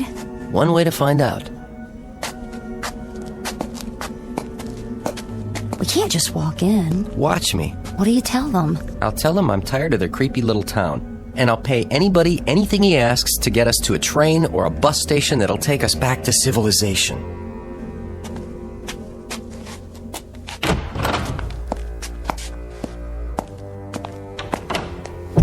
I don't see anybody.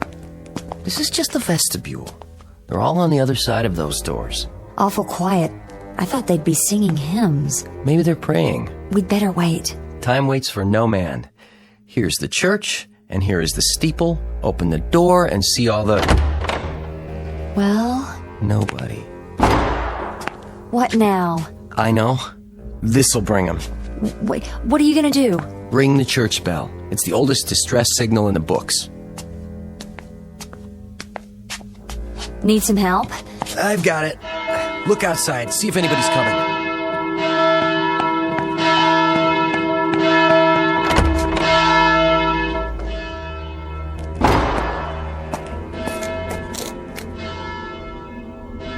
Oh, no.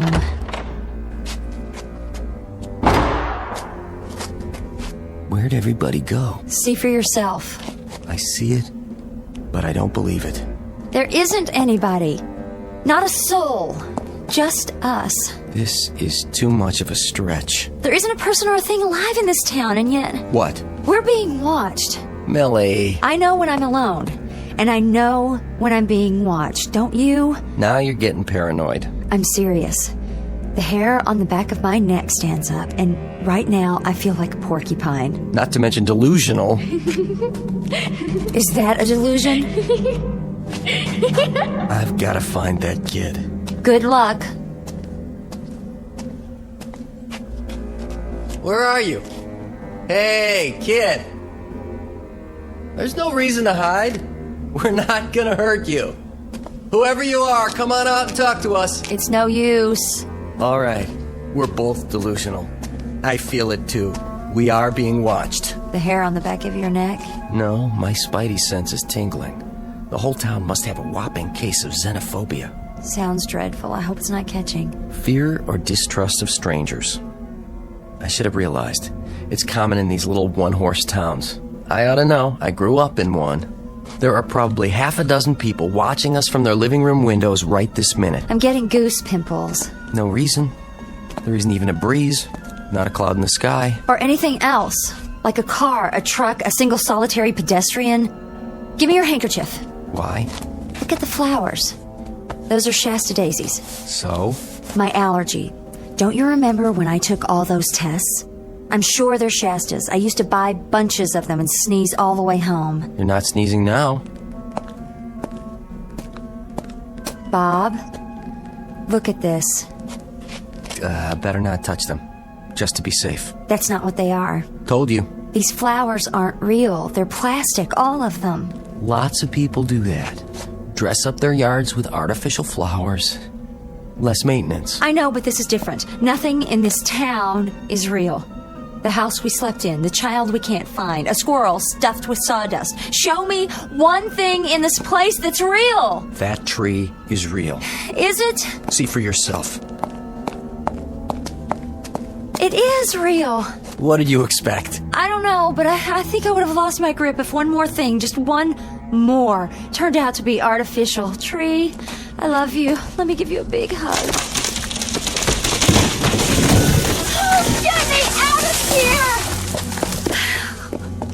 here! It's a prop, too. Somebody stood it up on the grass with a couple of boards nailed to the bottom. I'm leaving now! Honey, there's bound to be some explanation. I'd like to know what that could be. Just calm down. Here, have a cigarette. I thought you quit. I did. I carry a couple in case of emergencies. Well, this fits the definition. Oh, how old are these? I'll bet there's gonna be a wedding here today. They've just dressed up the lawn so it'll look pretty. You remember how when we got married? Bob! I was just saying how... The grass is on fire. Stand back! Oh, be careful. There. The flames are out. How did that happen? How could it? It was the match. I must have dropped it after I lit the cigarettes. But grass doesn't burn. Bob. Look at this. It isn't grass. It's some kind of paper or plastic colored green, like astroturf. And what does that mean? I don't know. If you don't, who does? Bob, where are we? Where are we? I wish I could give you a good answer. But I can swear one thing. I'm gonna find out.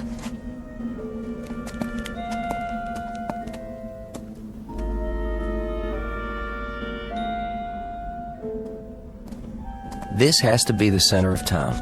You think so? Main Street, USA, barbershop, a 5 and dime, a bank. Just like your childhood. Are you sure you're not dreaming this?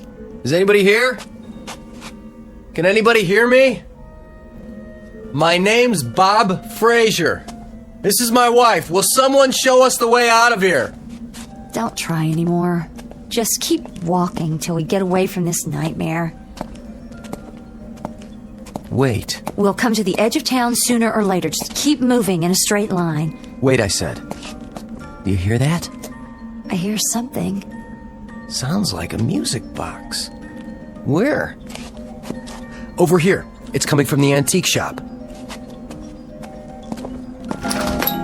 Don't. Why not? You don't know what's inside. Whatever it is, it's more than what's outside. Please, Bob. Something had to start that music box. I don't care. I just want to get away from here. I have to know.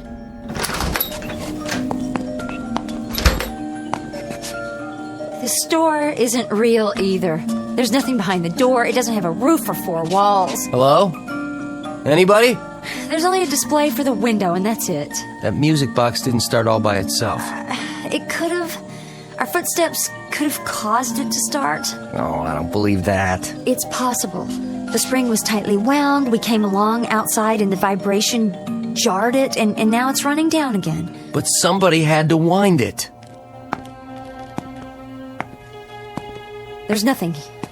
Nothing but these stage props. I'm not staying. Say that again? What? Stage props. That's where we are. On a stage? No, an old movie lot. There are 2 or 3 of them up in the Bronx. It's the only explanation. We're probably 10 minutes from the heart of New York City. We're on the set of The Sopranos. Then I'll race you home. You're on.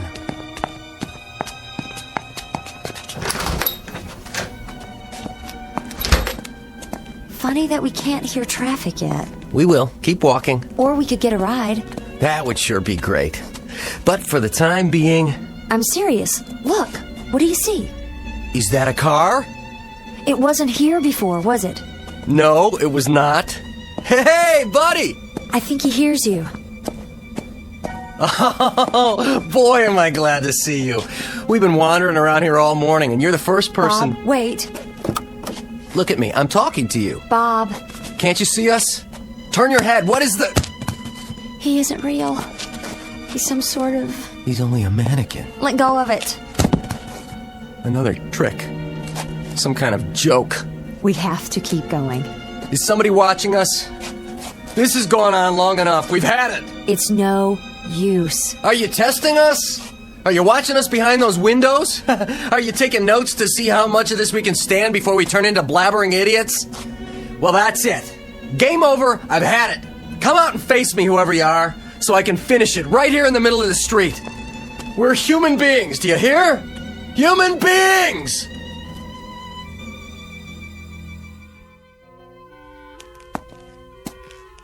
Bob, look. I've reached my limit. I don't know what to do anymore. I honestly don't. In the car. Look at the dashboard. What do you see? I don't care. Millie, I'm out of ideas. There's nothing more to... Look! The keys are in the ignition. Let me see that. Yes! Oh, honey, climb in. We are gonna get out of here after all. Right now. Oh, do you think it runs? How else did it get here? Hurry up. So long, Spookville.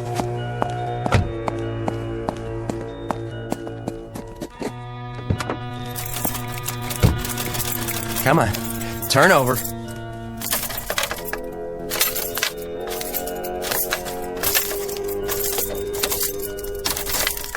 You're going to flood it. You want to drive? You're the one who got us into this nut house in the first place. All right. You handle it.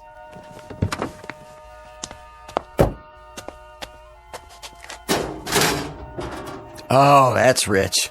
That's really, really rich. No motor. There's nothing under the hood. No wires. Nothing.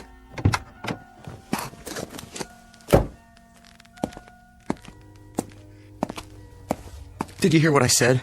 There's no motor. Isn't that hilarious? I'm not the one who drove us here. I'm sorry I said that. It doesn't matter. It's my fault. I shouldn't have drunk so much. I know you shouldn't have. But I didn't drive us here.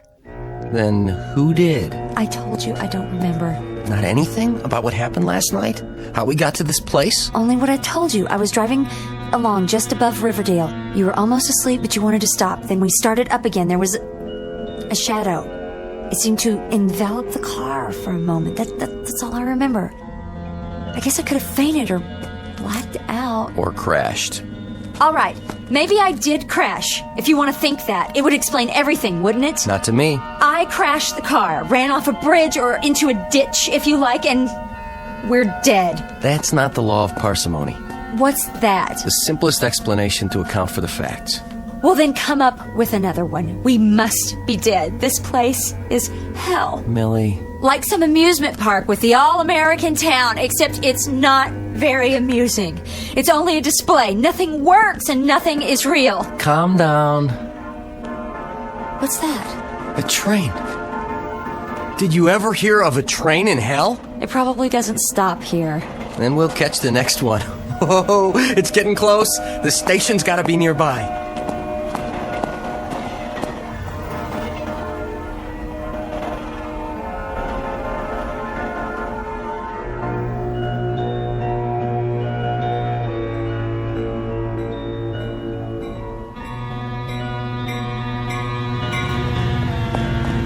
Here she comes. Is it real? Sure is. It's slowing down. Honey, we're going home. I can't believe it. Hello? Where have you been, you great big beautiful train? Oh, isn't it a beautiful train? The most beautiful train I ever saw.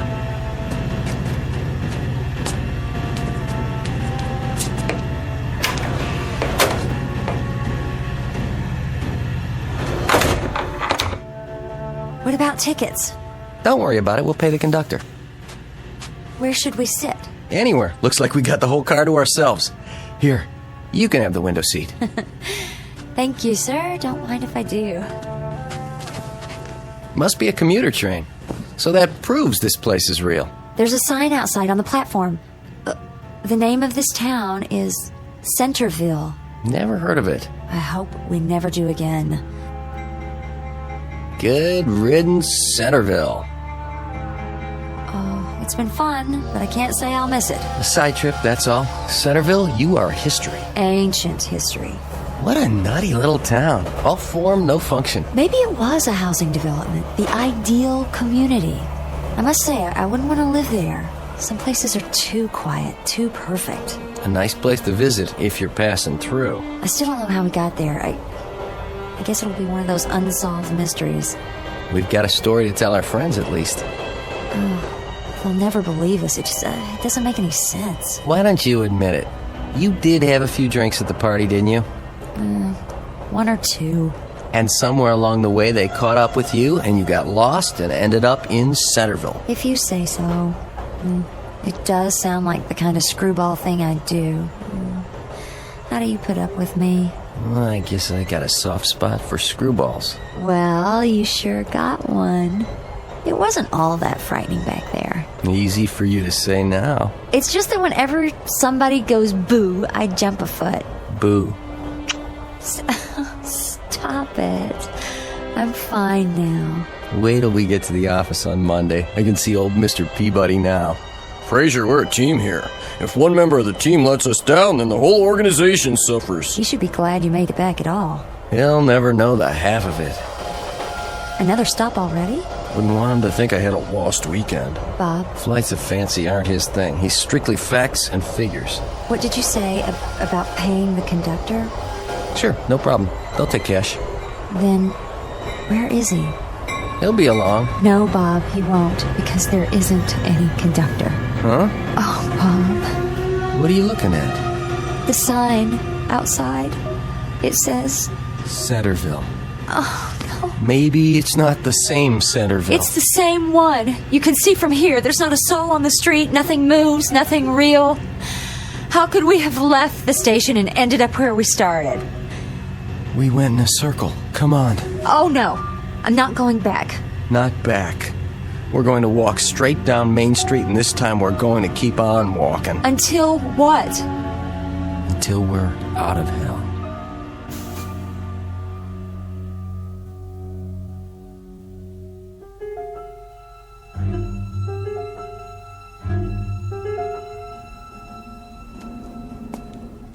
I never realized till now. Go ahead. Say it. You're hungry. And thirsty. But that's not what I was thinking. It's the little things. You don't miss them till they're gone. There's nothing here that's really frightening. It's what's not here. Like people, cars. Besides that, no dogs, no birds, not even an airplane in the sky, not a single cloud. At least the sun's still there. Yes, but for how much longer? Nothing we can do about that. We can run. Could you? I'll take off these shoes. I'll sprint if that'll help. Anything to get us out of here faster. Oh, we better save our strength.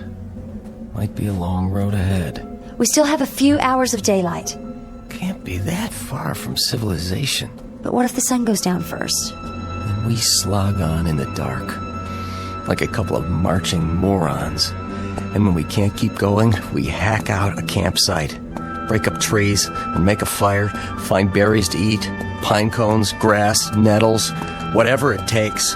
They are not gonna scare us or starve us out. Bob, who are they? Something tells me we're about to find out. Come on, I've had enough of this. Wanna play? Let's play. Bring it on.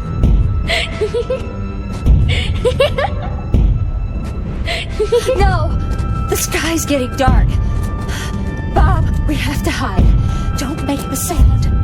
Don't move. They'll see us. She'll see us. She? Yes! Her hand, Bob! It's cute! Oh, my... What are you... Hey! Put us down! Oh, my hand, honey! What are you doing, dear? Playing. The model town again. You never get tired of that, do you? No. And your little pets. Be careful with them now. Daddy brought them all the way from Earth. Can't I play with them, Mommy? Oh, please? After lunch, dear. Put them away, then wash your hands. All right.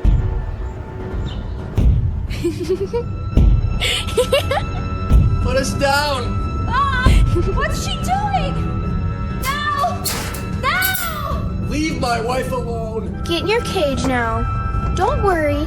I'll come back in a little while, and we'll play some more. What are you doing? Don't leave us here! Don't! Wait for me. I'll be back. No!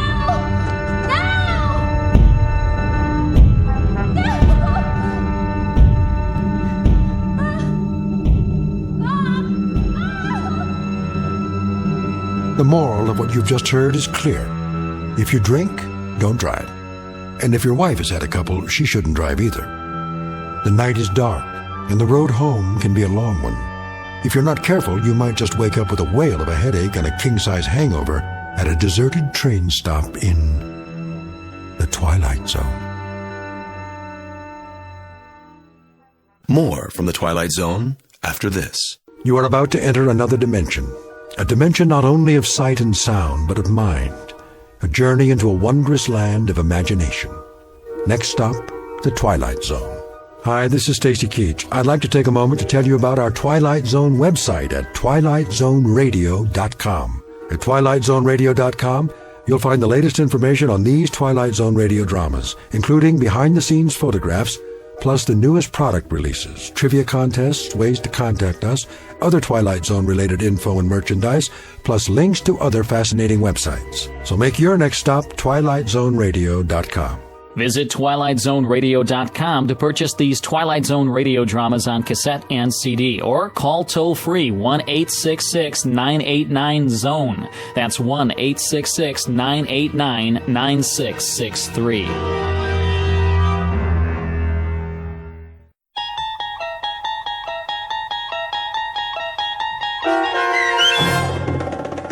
Stopover in a Quiet Town, starring Stephanie Weir, with Stacy Keach as your narrator, was adapted for radio by Dennis Etchison and written for The Twilight Zone by Earl Hamner Jr.